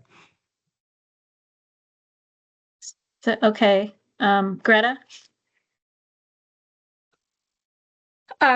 So, you know, this one was definitely a challenge for a lot of the reasons you've noted, and primarily the separation between the Fairfax Village to the north and this area, the separation that the river creates, and the, you know, the bridge that exists there currently, and then just the distance, led to, I think, the as it's mapped currently, the village center was one of the reasons that led to that designation. The area was historically settled as a center, but that was, you know, a century ago, and everything moved to more than a century ago, and everything moved to the north mostly until more recently. And so it ended up, the other complicating factor is the infrastructure. And so we were really opposed to having village area adjacent to, or our methodology was opposed to having village area adjacent to planned growth area. And felt that a new center would be in alignment with the type of growth and planning locally for that area with village area around it. Is there indication in the town plan for this to happen there?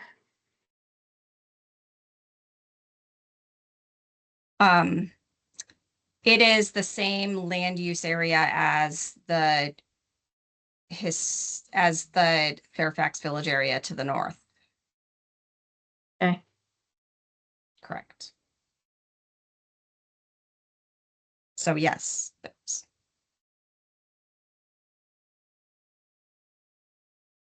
I would note that it's, at least per Google mapping, it's under 3/4 of a mile. It's between a half and a 3/4 mile walking distance along the highway to get from J&L That center. Hardware to the center of the principal village. So I again, I think it's really on the cusp of being close enough to be walkable even without infrastructure, but maybe not. And so again, I think I'd be comfortable with it being in a village area as much as Greta and the RPC maybe are not. But it just seems like hard to pass the straight face test as a village center, given what's there and what's planned.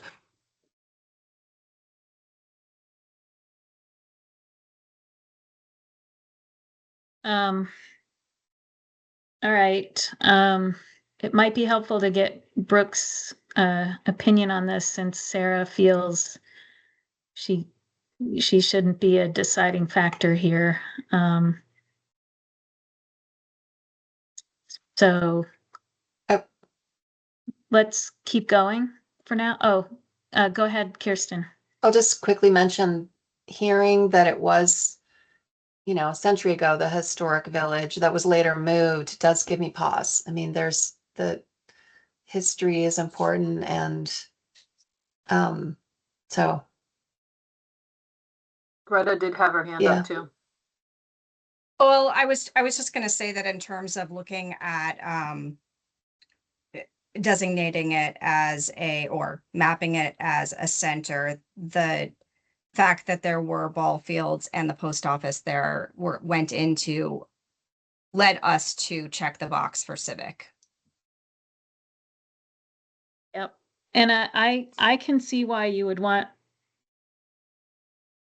to map it as a center, because you want to map the area around it as village area, and you can't do that without a center. So the question is whether we could consider that whole area as village area legitimately, as a piece of what is around the village area the village center to the north, across the river. I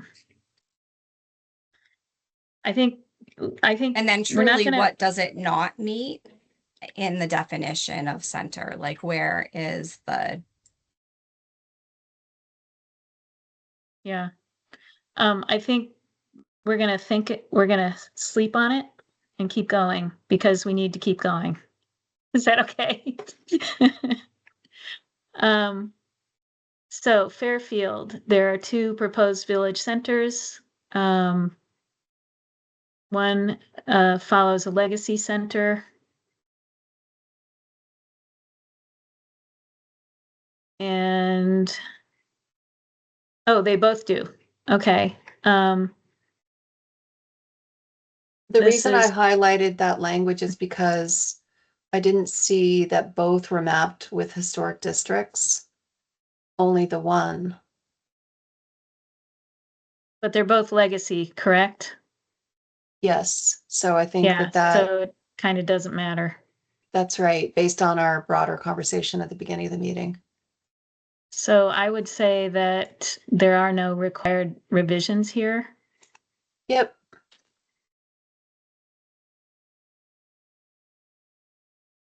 I was just going to point out that Fairfield subsumed part of Fairfax in the comments, and I think that was just a cut and paste error. Oh, okay.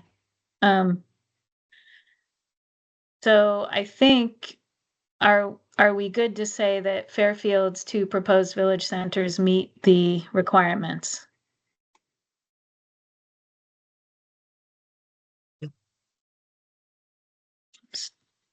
Yes.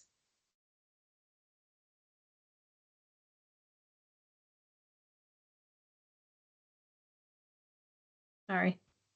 I think it's there as a sentence right under option 2, if you want to. Oh, it Yeah. is. Sorry. That's okay.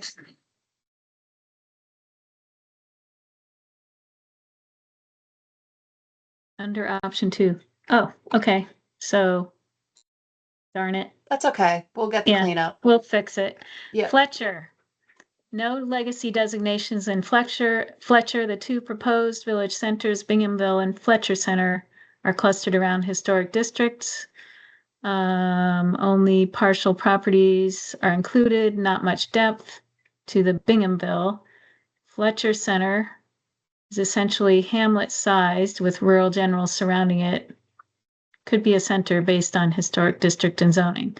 So I think that they're good. And I think our only recommendation is that they add depth by including whole parcels, perhaps. Alex? So, it's not clear to me why the Fletcher Center, the Northerly Village Center, meets the requirements for a mixed use, center. I believe the testimony was that there is one historic building there and, one historic building does not a center make. Yeah, I'm not convinced that that's a center. The Okay. other one to the south, sure, but there's almost nothing happening in that one to the north. And I Yeah. didn't get the impression that the plans called for much to happen there either. So in communities that have no village centers where we want to identify one and there's not much going on there, I'm gonna say yes, and I'm gonna go along with that. But in communities where there is one that's literally right down the road from where this one is, I don't know why we would call that northerly portion a separate center. Seems like a hamlet. And here we are, no services, no legacy. Looks pretty quiet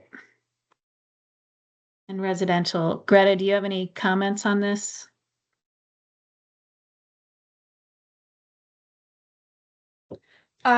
Primarily what led to that designation, well, it was it happened in conversation with the municipality. It was something that we considered after their comments, and because there was a historic district there and it has been the historic center of town. The town clerk's office was formerly there. There's an old Grange. Those are some of the things that led us to designate it as a center. And certainly, we didn't plan or map a village area around it.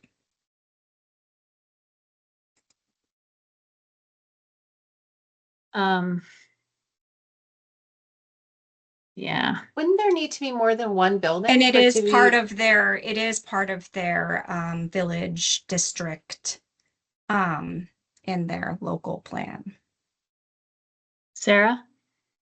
So I think some of these are, I think sort of what Kirsten's latched onto in terms of rural equity, in terms of having housing solutions. And we have housing targets where we have so many units that we need to make, and a rural town like Fletcher to choose to try and concentrate perhaps within these two areas some of their housing targets. I've again sort of deferred to the municipalities in terms of if this is something that they're choosing to do and this is how they want to accommodate, and if it can move the needle a little bit more in terms of housing solutions within some of these rural areas. Why not have both? And it looks like it's got soils for community level septic. Do people recall whether these are all three classes of soils that are suitable for septic that are in the brown? Yeah, it's all of them, 1 through 3, I believe. Okay. Can I ask a quick question about the historic district? Yeah. So am I correct in understanding that a historic district would prescribe that you have to have more than one, it's more than just one building, like it's a district? Yeah. The district is a little bit more expansive than the proposed center. Yeah. Because of the river corridor, I think, or the flood hazard here. They didn't include these. So I'm not going to fall on my sword on this one, because I hear what Sarah's saying and I generally agree with her. okay. I mean, about most things, but on that as well. But Yeah. but I would point out, per Greta's comment for the last community we talked about, where in statute does it say? Statute and the VAPTA mapping methodology says that village centers, are the central business and civic centers within planned growth areas, blah, blah, blah, or may stand alone.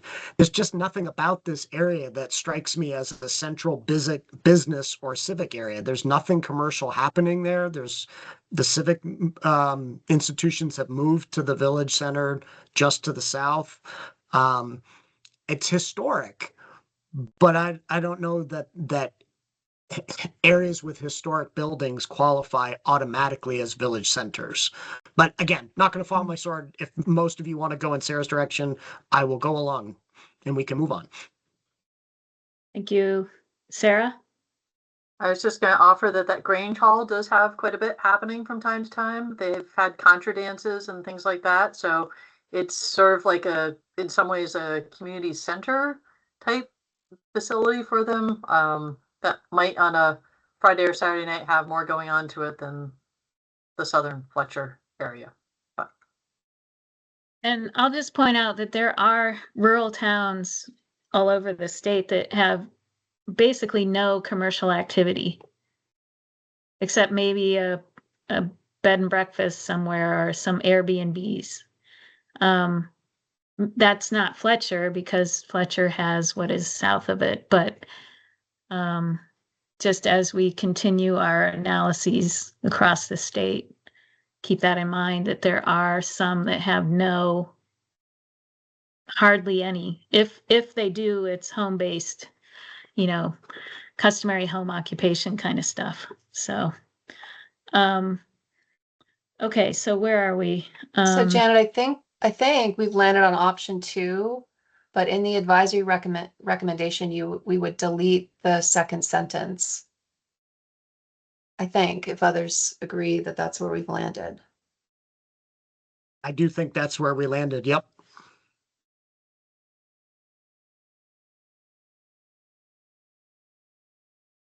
Oops. Wait, suddenly we're in Franklin. Is that just a typo? Oop. You just Alex, went too you're- far scrolling. You're right to delete option I 3. see. I see. Yeah, I got it. It's not Just part needs a of that. carriage return there. Yep. Yeah, okay. Okay. Carriage, your turn. Hey, some of us are historic. Get Yeah, out my typewriter. I went to college with a manual typewriter. So anyway, the proposed village center, slight expansion of a legacy. Expansion includes a dozen parcels, mostly smaller. I think we're good to move on, right? Any issues with Franklin? Georgia. 2 proposed centers, no legacy designations. What's the highlighted Radhark? Oh, I needed to follow up and confirm the exact street name, Oh, okay. and not have it be uppercase like that. So that's just something I'll follow up on. Is that a name? I believe so. Radhark? Huh, okay, interesting. All right, any issues with Georgia? There are some options here. Yeah, so I have one minor issue, and then I think we need to spend more time talking about the substance of the options. So there's a comment about landslides in the preamble, and kudos. It must have been you, Kirsten, who found that on the ANR website or the Atlas. So that made me go look myself. There's a stream and a large gully that runs through their enterprise area, and all of the landslide and gullying hits on that database are in that area. They're not in the area that's proposed for a village center in the Georgia South village center area. So I don't think it's relevant to this conversation for the South Village Center area. So I would propose deleting that last sentence about landslides. So they're in the village area. Yeah, I'll just look again. You guys can continue discussing it. And kudos go to staff who Pointed it made out. that observation, Yeah, not me. yeah. Okay, so we have three options here.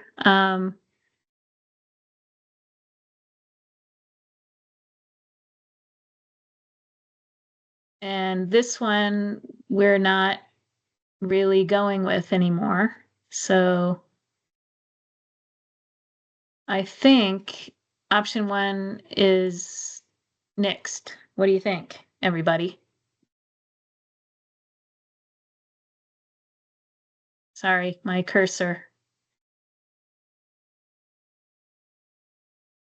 Yeah, I think that's fine. We can move on to option 2, 3.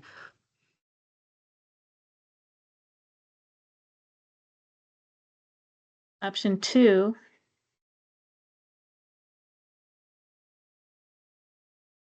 Option three.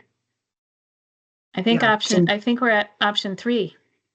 Well, it really, the question is whether Georgia South fits the Right. requirements for a village center or not. Right, right. Right, I've had my hand up because I would Yes. say that the center is more of a village than the south.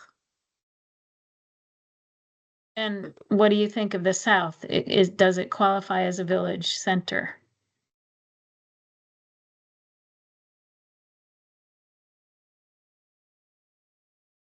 Let's look.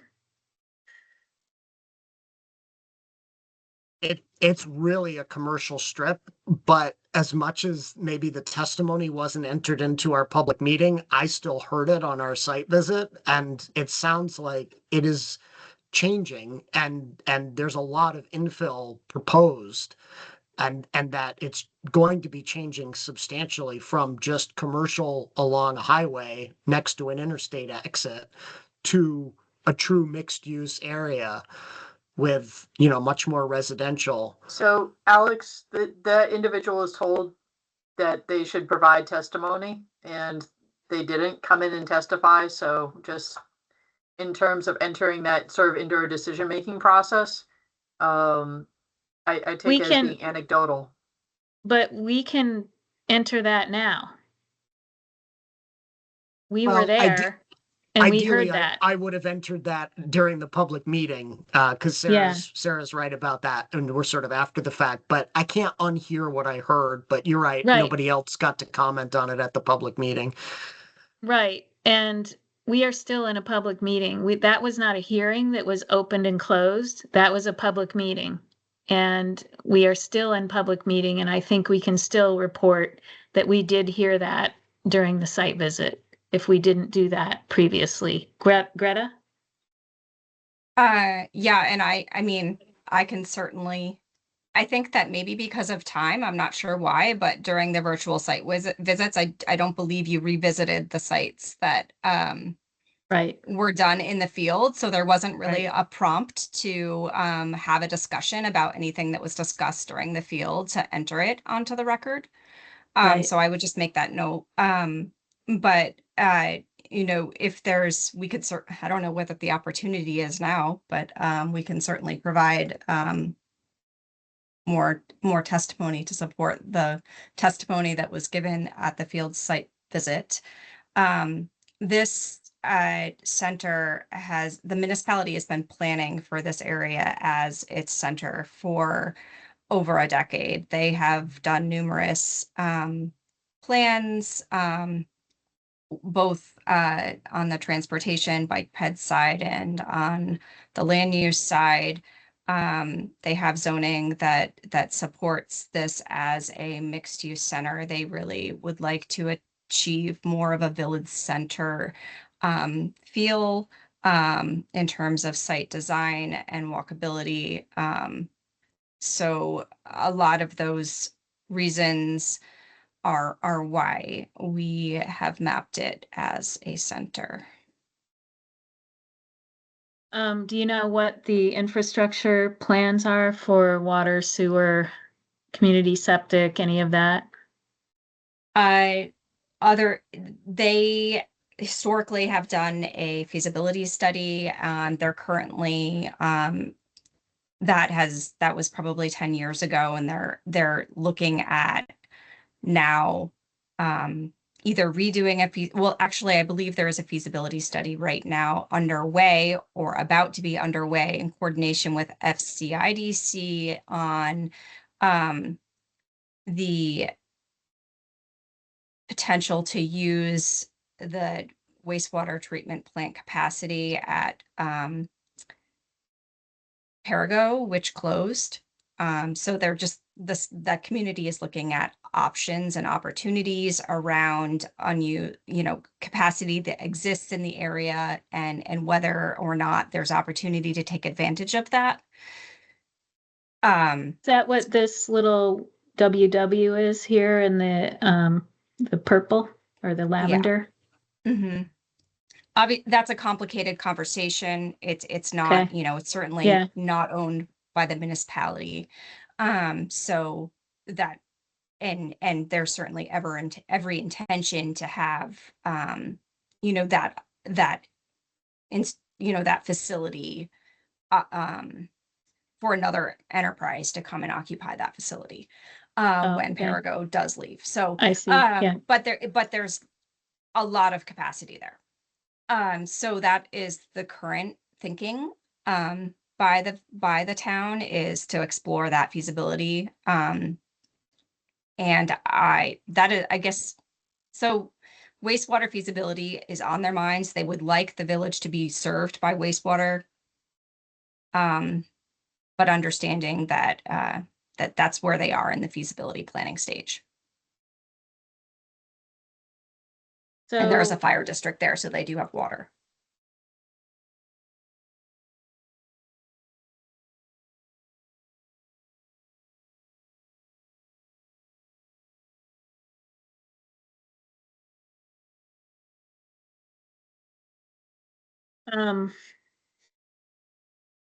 Kirsten, Can I share my screen for a moment?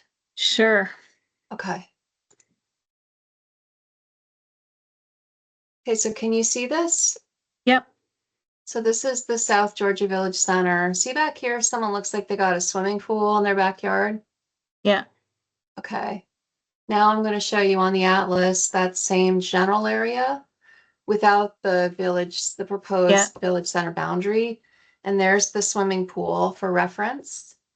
And what I've done here is I've turned on some of the geology mapped information, including landslides. It's a little hard to see, but look at those red crosses and dots that go on and off. Landslides.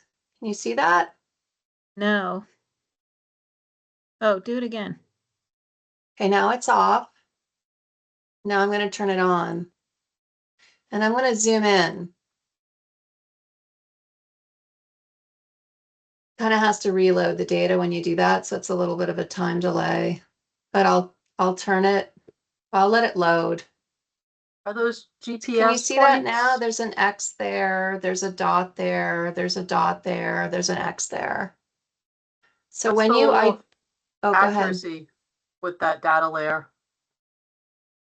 There is some accuracy. Accuracy issues. Yeah. Well, and Well, so I Kirsten, turn on open up the legend for the landslides data layer that you have turned on, because not all of those are landslides. So if you just click on So the it's a red gully dots are- head. those are gully heads. Yep. Not So necessarily landslides. Yeah. right, there's some erosion Landslide would be issues a happening, yellow triangle. but I see what you mean, Kirsten. Thanks for Yeah, clarifying that there are some gully Yeah, areas. it's sort of in the area. It's an area where there has been some landslide activity. Yep. And But that is Yeah. in the adjacent, that's on the other side of the river. Those yellow triangles are on the other side of the river from where this is Yeah. proposed. I think the red dots are some of those are in fact in the village center area, the gully heads. But Yeah. yes, the landslide areas, the yellow triangles are not. Oh yeah, and I haven't I haven't studied this very closely. I just turned it on but I just wanted you to see this. This is what's been referenced in the staff comment. I'll Yeah, stop sure. sharing. I appreciate that. I understand what you're saying about the actual, landslide report, the location relative to where, the specific map village center that we're looking at. So I think given the planning that the town is doing here, that this certainly, if we're gonna say the north, Fletcher, was it, is okay, then this certainly should be okay. Sarah? So I would just say that my observations is that a lot of what's giving the board consternation with this second village is the same thing that in another community that you were considering previously that has second village that was giving you consternation there. And I would just say that there should be equity in our actions. Yes. And I think that there are very much similarities between the two. I think in my observations of this area, there did not appear to be any civic information about civic uses. There's definitely business uses, some residential uses, but not civic. Whereas with some of the other areas that you're looking at that were giving you consternation, there were at least some civic pieces or components. And I think where I came down in my review of some of these different villages was this is the pre-application. Please tell us more. We'd like to know more. We'd like to know more about your planning efforts. We'd like to hear some of those things more formally that were anecdotally provided to us. So I don't think that we necessarily need to come down in a black or white fashion, but I think with some of these, we can also sort of use the pre-application process to say, we need, with your final application, more information, more justification, please. Yeah. I like that. I like that approach a lot because I really feel like this particular area has so much potential and per what Greta said, so much good planning going on. And yet without the civic infrastructure and assets, and given its current sort of strip development form, it looks like a village center someday in the future, not today. And so if they could provide additional evidence along the lines that Sarah's talking about with their final application, maybe it'll be easier to say, yeah, it's a village center today. Or it's close enough to on its way. Okay. Let's move on to Grand Isle. Two proposed Janet, village can you share your centers. screen again? Oh, I thought I was. Sorry. Well, I had taken it over for a moment. Oh, right.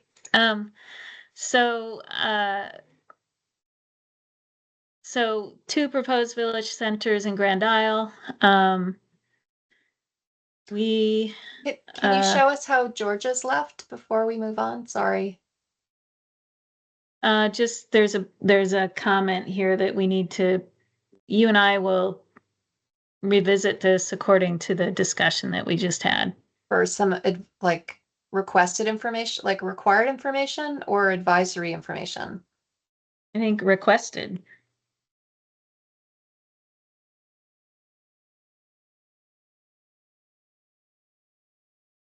I agree with requested, or required rather. Or yeah, I guess, sorry. Are you saying requested as required or requested as Yes. advisory? Yes. Yeah, stop using requested. Let's just use required or advisory because it is confusing. Okay. Require.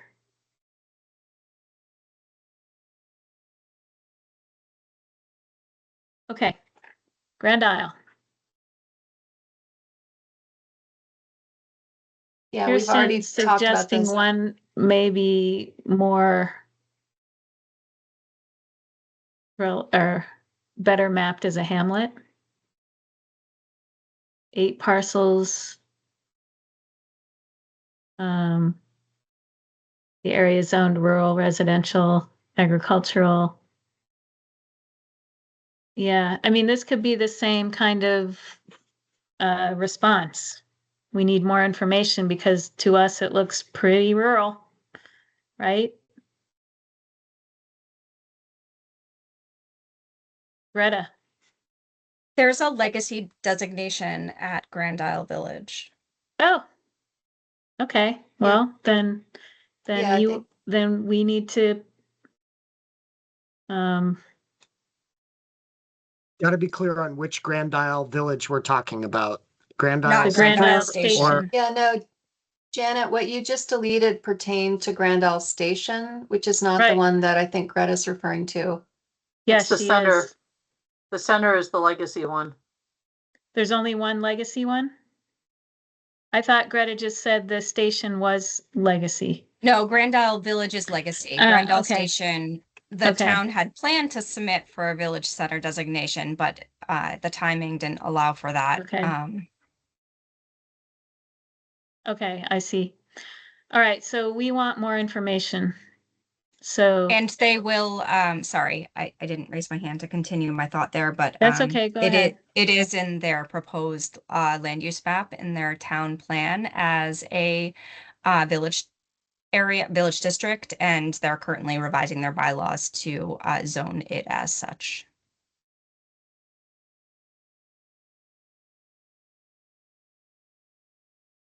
that I'm gonna say that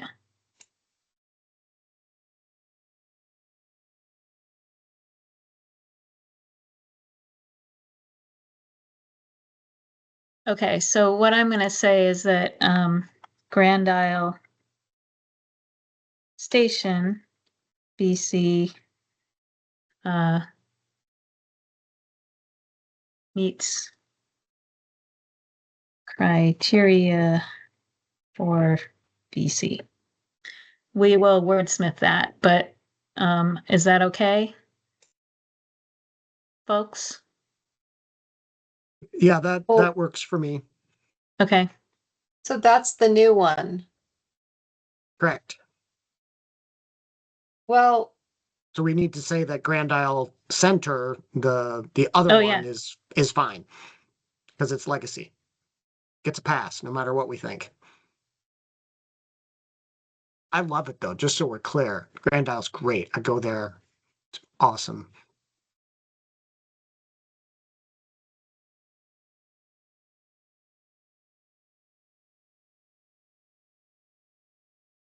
okay. Highgate. 3 legacy villages. No changes except for Highgate Springs that are going to be that will incorporate 3 or 4 new parcels.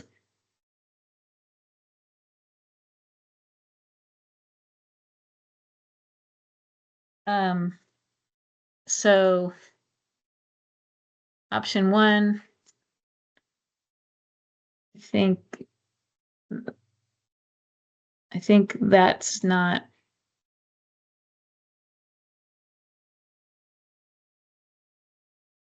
I think that's not relevant. And I think we decided against this earlier.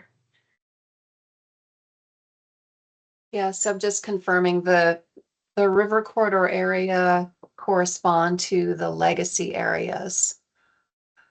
Or it's the legacy village center areas that encompass river Right. corridor as And we're mapped. not- So, And Yep. yeah, and we're not going to ask them to omit them. Isle Lamont. Is that spelled right?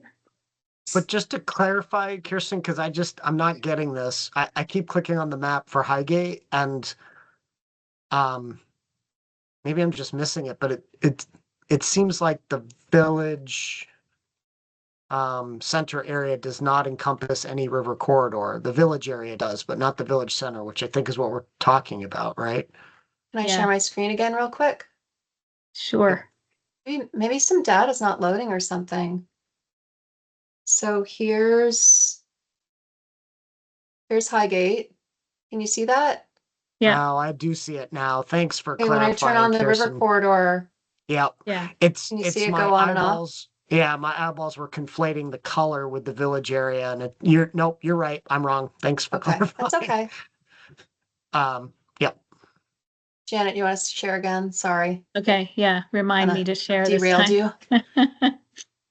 you. Okay. so their legacy, they meet. I don't know if we want to keep these two sentences. Are they relevant to our review?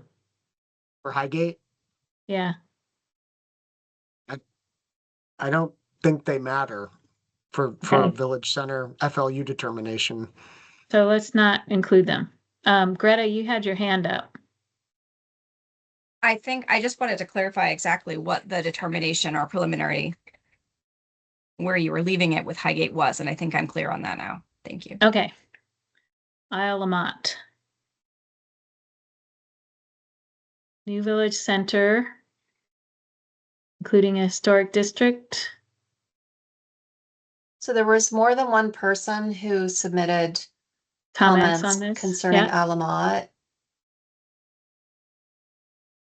And both are captured here and suggest that it be consolidated, basically. And this is fairly specific suggestions. Yeah. I think one of these was mine. Consider including town office, Veterans Park, yeah. Yeah. I So is this all advisory or is this requirement? think it's advisory. And so this so it's language option one. here, yeah, this language here should be moved to be an advisory recommendation. Well, I think the advisory recommendation as drafted in option one captures it. Well, I think this is more specific, and instead of having all those specifics there, we could put it here.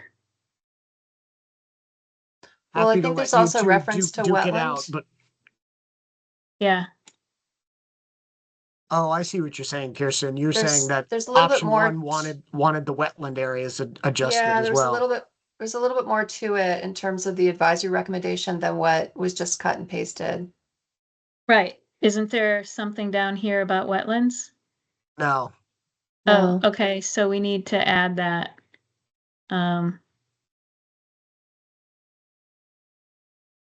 Okay, so that would be this.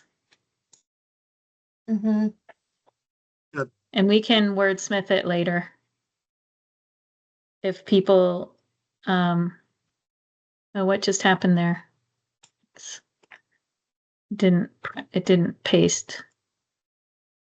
Huh, new color, okay. We'll work on that. And you can delete option two. Yeah. Okay, Greta's got her Montgomery. hand up.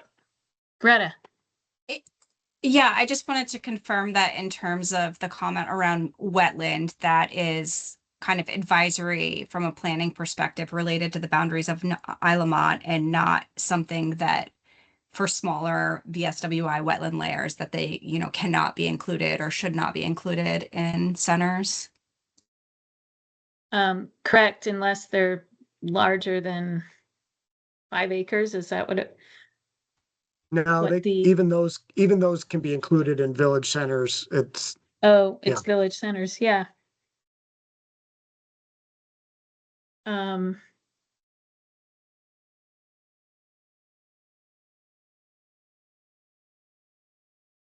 Yeah, so it's just an advisory recommendation. And how do people feel about including that advisory recommendation to reduce the area to eliminate inclusion of that larger wetland area? I think it depends how big it is. Like how, if there's just small pockets, I think it's less important than if there's more, if it's a more substantive land use development restriction. Or All right, let's look at it. you're talking about Isle Lamont, right? Yeah, Okay, I got, almost. or I got it.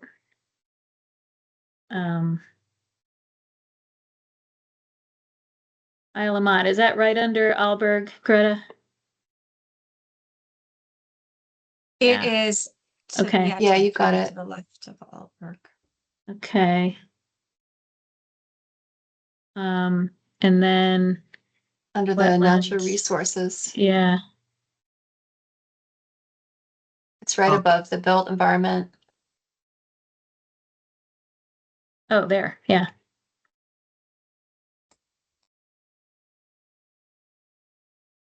So this and this, Mhm. just tell us how big that is. No. I will quickly measure it. What about, does Isle of Mott have zoning or subdivision They regulations? do not have zoning or subdivision. Well, and the state regulates wetlands, so the state A&R. And they're currently updating wetland maps, which are not effective yet in this area or Mhm. So the Mhm. largest area there that you were looking at, Janet, where located within the village center boundary is in the order of 3 acres. It's like 3.1 Okay. calculated. Yeah, Yeah, I'd actually Approximately. be inclined to just let it lie. And, these wetland maps are not exact, and there's no requirement in statute that a village center can't include them. In fact, I think the VAPTA methodology underscores that sometimes these growth areas will include natural areas and that, you make note Yeah. of them, but you don't have to Yeah. exclude them. yeah. I bet that's wetland right there. Anyway. Looks like Okay. it. Yeah, I mean, Yeah. Okay, so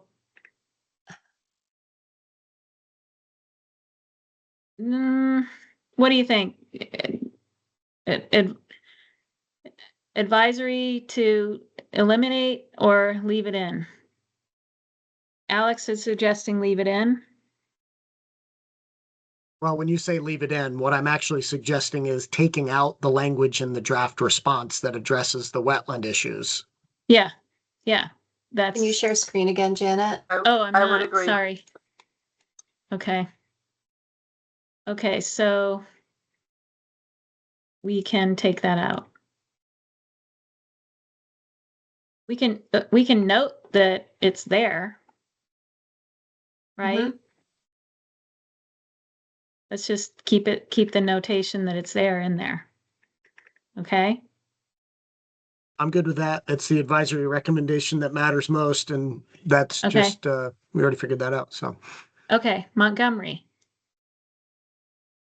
They're both legacy. There's some expansions proposed to include public safety and library and a public park and recreational.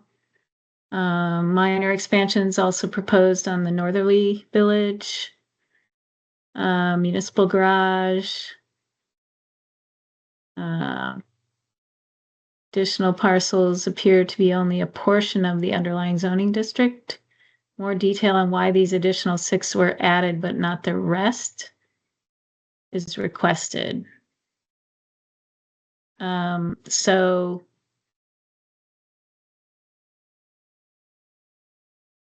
I'm for option 1, but deleting the last portion of the sentence about boundaries of river corridors and floodplain areas.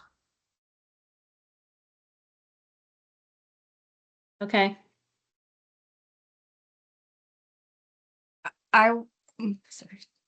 That's okay. Go ahead, Greta. I just wanted to find that on a map. I was trying to figure out what that advisory recommendation pertained to. Oh, And I'm confirming while you do that, that it is the legacy areas that encompass river corridor. oh, so maybe that's why they were excluded.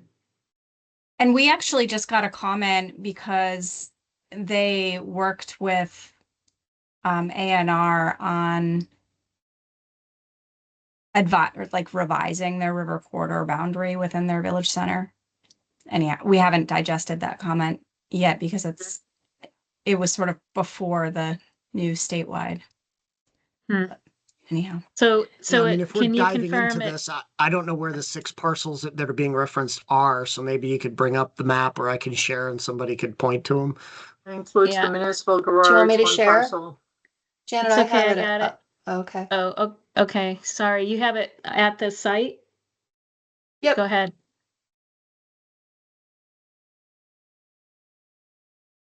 So this is the legacy Yep, area. I see that. So is this area, right? That we're talking about? I don't know. Somebody called out 6 parcels that why they're not included, right? Was it? Let me just see if it was me. So there's a northern, I think it was me as the northern Oh, village. the northern village? Yep. Okay. Okay.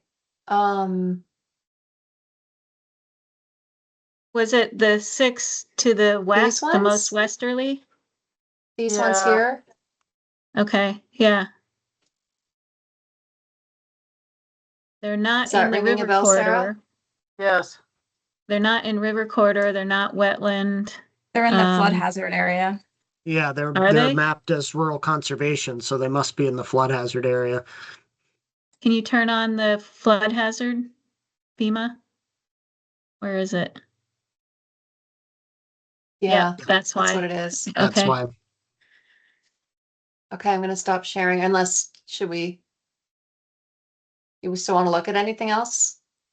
So I'm good. I'll just say, let me just say, would it help to have them in there in the case that they are redeveloped to be flood proof, flood resilient development?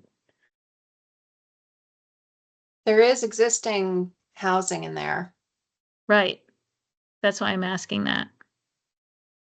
Yeah, but I don't want to So- make that call at our level. I'm much happier for the RPC and the municipality to drive that Okay, yeah. conversation, Yeah, not we us. don't need to expand the village. Yeah, you're right, Alex. Okay, let's, Okay, are we all done looking at the other one too? yeah. Yeah. So I'm gonna, Okay, I'm gonna stop sharing and Janet, you can share again. So was the Montgomery one, I think the reason why I brought that up was because there's a legacy center. they're both Or- legacy, They're yeah. both legacy, Right. yes. Yep, there were some Uh, expansions to the Legacy Center, but Right. a good reason not to expand as far as where we just were. Right. I think that's just worth double checking. We don't need to bring it up again, but in terms of where the legacy center was in relation to the flood hazard area. Because if it's a legacy center, they have a right to it, even if it's flood Right. hazard and, right. Okay, got it. And the legacy center doesn't encompass that area where the 6 house lots are. Okay. Okay. Let's move on to North Hero. Not much to say there. Richford. Do one of you want to share the text again? Oh, I'm sorry. It's so confusing. Okay. So North Hero.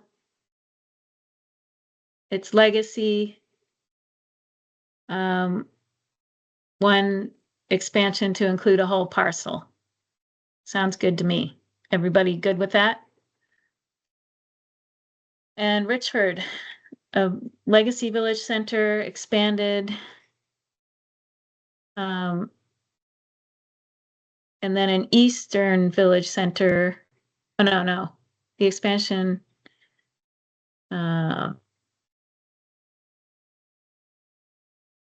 It's not a separate village center proposed, it's just the eastern portion of the village Right. center. Yeah. So there's only one.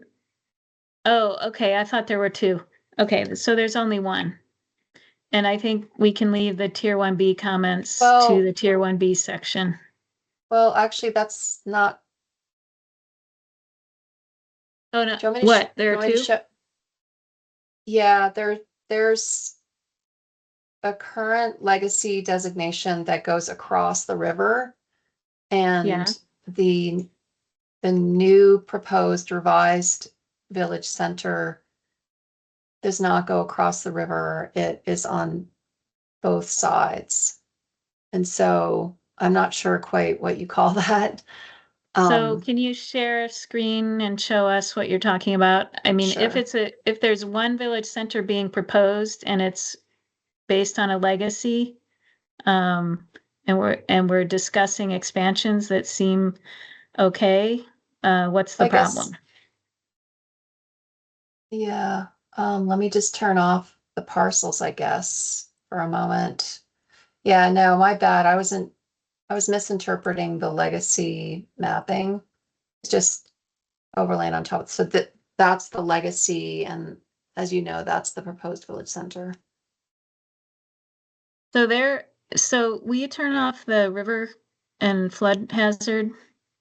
It's unclear as to whether they're including that legacy area with all those layers on. Oh, I think they are. Yeah. Hold on a Can you- second. I'll turn off the Yeah. river corridor. And what was the other one? Yeah, they're including it. Okay. Yeah. Yeah, I'm good. So I guess we count this as two. I mean, they had two, they're right along each side of the river, and now they still, I mean, it's sort of all one, right? Which is the river goes through it. Yeah, it's not two, is it, Greta? It's just one? It is not two. It is one designated village Right. center. Right. Okay. Okay. I'm gonna stop sharing. Okay. I will Okay. share again then, this time. So I think it meets the requirements, unless somebody has feedback that they believe it does not. Okay. That was Richford. Sheldon, 2 proposed village centers. Sheldon Creek and Sheldon Springs. Sheldon Creek is legacy.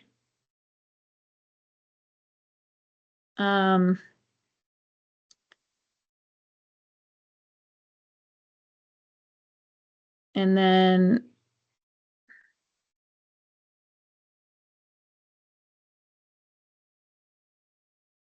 does Sheldon have bylaws, Greta? Sheldon has bylaws and subdivision regulations. Yes. Okay. Yeah. And both are legacy. So Yeah, it both are sounds like legacy. There's a minor expansion to one, so Mhm.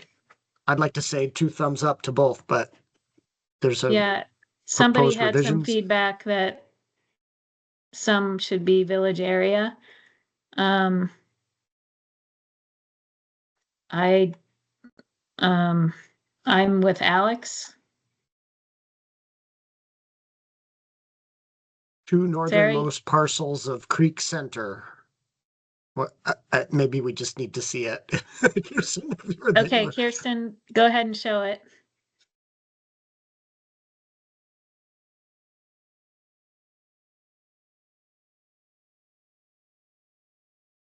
Can you see that? Yep. Okay, so That's the northern one. Yeah, so we're Oh. talking about, are Eastern we one, talking maybe. about the main one or the creek? which one is Creek and which one is Springs? I would bet that the It's- southerly one is Creek. I think so. Yeah, this Yes. is, and That's Sheldon Creek right there. yep. Yeah. And So- somebody is suggesting that that those should be village area instead of Zoom in to the right Yeah. where the boundary is between the two. here. Here? Yep, go up a little bit to the north. Oh, you zoomed in too far. Go to the north. A little bit. So- where you come up on that boundary, do you see that sliver? Yeah. There's 2 slivers actually. Right. But But the question is, should it be village center or village area? Is there So the- zoning that allows for mixed use in there in that stretch, Greta? Yes. Okay, and the town plan would like to see some mixed use along there? Yes. Okay, I'm with Alex. So that was my comment. I'll own that one, and I'll say that before you zoom back out, if you Oh, can sorry. highlight that parcel. Whoop, sorry, highlight the parcel that has the sliver on it as well as the rural behind it. All right, so zoom out so you can see the entirety of that parcel. Okay, so you see how there's a dog leg of a parcel that goes up behind the planned growth area? What my full comment was, the two most northern parcels of the proposed creek center are a very narrow portion of a larger parcel on the east and a portion of a farm on the west. Recommended that these parcels perhaps be considered for village area instead, and the northeastern leg be extended to most of the parcel. So instead of having a parcel that has like a couple different types of Yeah, designate, future or, land use, just have it yeah. all be village area. That was yeah. For- I got get you. it now, So it's Sarah. actually, Sarah, a comment for the village area section, not the village center section. well, except that portion of it is in the village center and it might be better off, right? But I at see. any rate, No, I think- I understand now. I think the comment makes sense. I just didn't know where it was, and now I see Right. the weirdness of the mapping. So I'm gonna say, let's let Sarah and Kirsten work on this offline to better reflect what's being asked there. Is that okay? And I'm gonna stop sharing if that's okay. yep.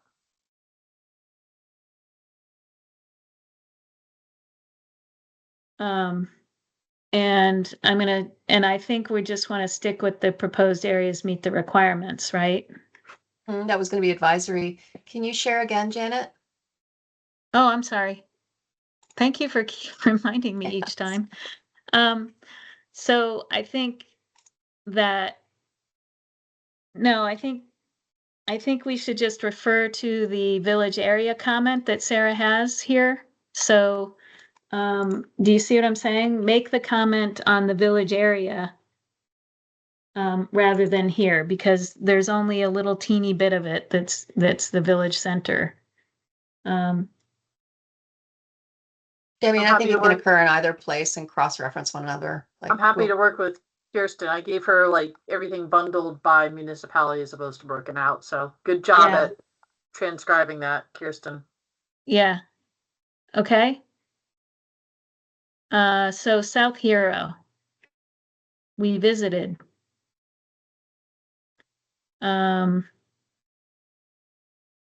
Yeah, so they're legacies, so you can omit the reference to historic information.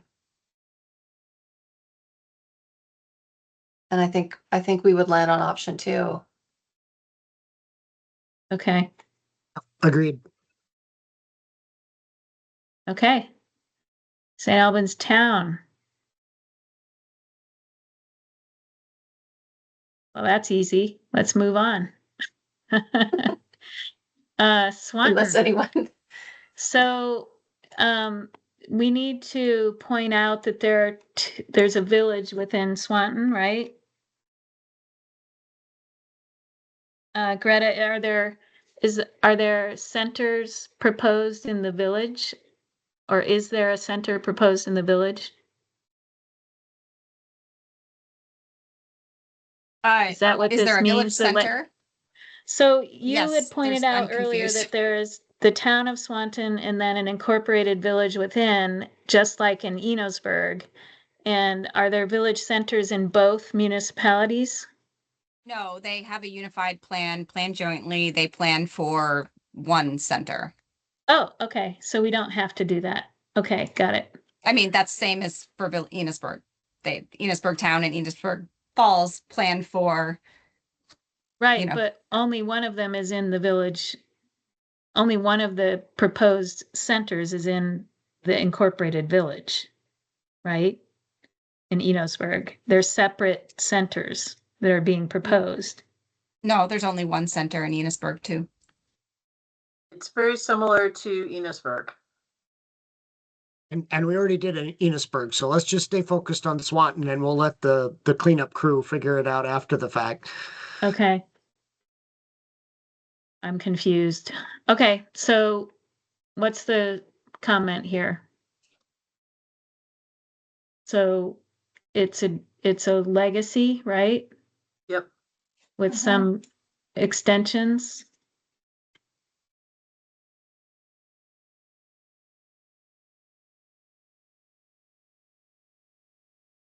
So there is reference to some rare, threatened, endangered species that have been mapped in the area. Sarah, sorry, go ahead. I didn't mean to jump in.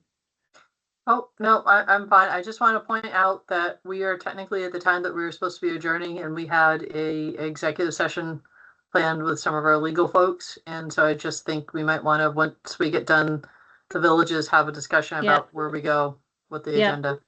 Yep, I agree. So there's a question Finish about Swanton. rare, threatened, and endangered here, but in the village center approval process, that doesn't come into play, does it? Sort of like wetlands. They can be in there. And its legacy. Yeah, The areas that are rare, threatened, and endangered species are legacy areas anyways, legacy designation areas. So if it had been an area that was proposed for expansion, I might want to have more of a conversation, but it's not. yeah, okay. So I think we're good here. We have we've made some progress. I think we may need to have another meeting this week. Another working meeting to deal with planned growth areas and village areas. Unless anybody feels like there's a better way to tackle this before Friday. We haven't done tier 1Bs yet either. Right. Maybe we could have a public meeting on Wednesday instead of our usual agenda setting meeting. Seems we like meet the there? easiest option. Do we meet the requirements for?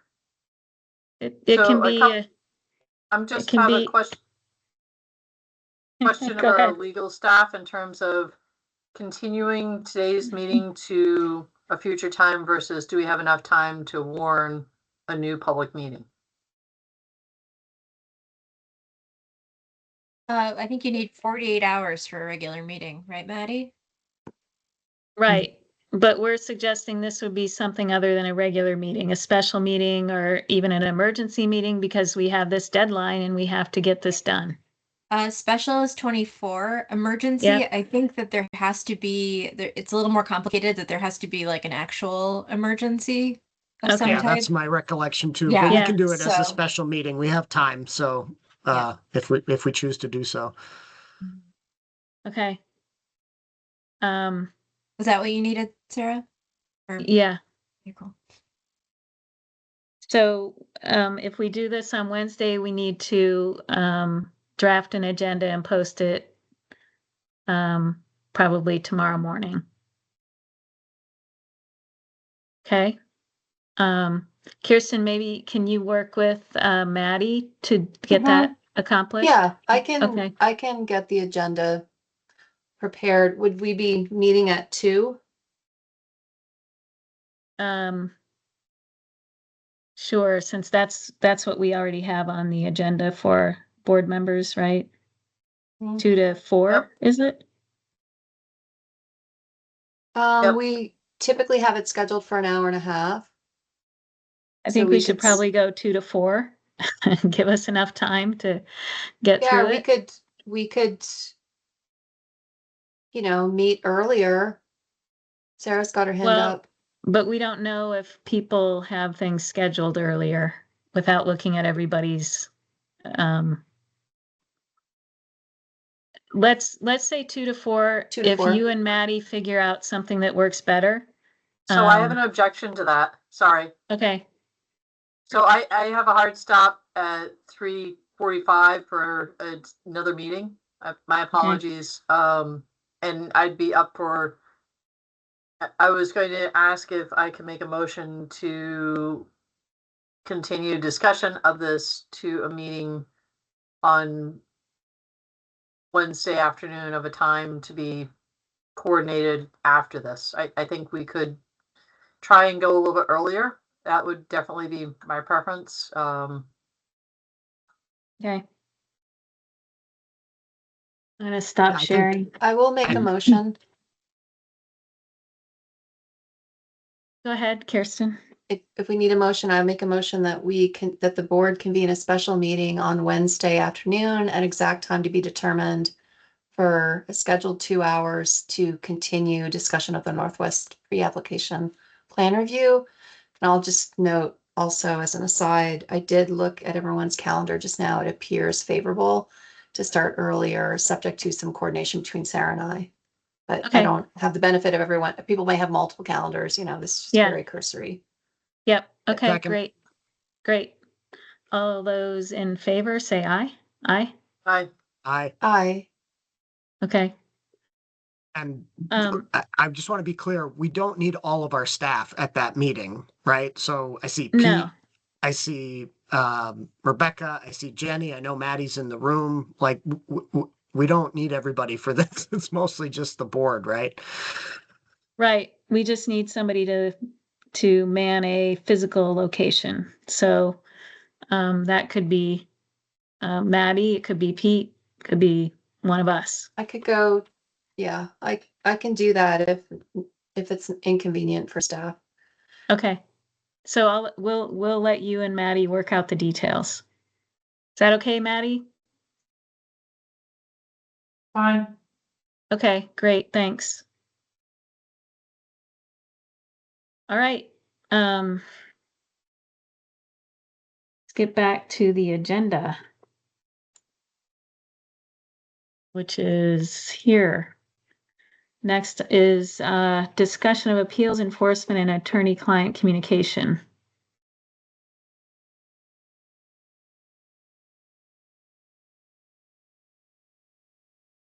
Right, so I'll make a motion that we enter executive session to discuss pending appeals, enforcement, personnel matters, and have confidential attorney-client communications on such topics. The premature disclosure of that information putting us at a substantial disadvantage, hence the motion. I'll second. Thank you. Discussion? All those in favor, please say aye. Aye. Aye. Aye. All right, we will leave the open meeting here for a time, go into executive session, and then come back before adjourning. Thank you.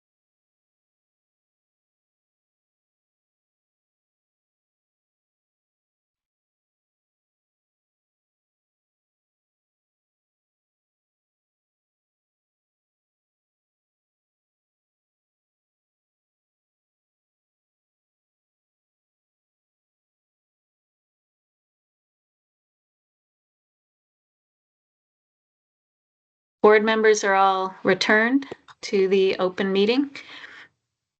And I believe, Alex, you have a motion? It's based on the conversation in our executive session. I'd like to move that the board enter an appearance on the appeal of permit in the case 25-ENV-00118. Thank you. Sarah? I'll second. Thank you. Any discussion? Seeing none. All those in favor, please say aye. Aye. Aye. Aye. That is all four of us. That is unanimous. The motion passes. Sarah's hand is up, and then Kirsten's. I was going to make a motion to adjourn unless Kirsten has something else. I was going to second Sarah's motion. Okay. Sounds good. All those in favor, please say aye. Aye. Aye. Aye. All right. We are adjourned. Thank you, Maddie, for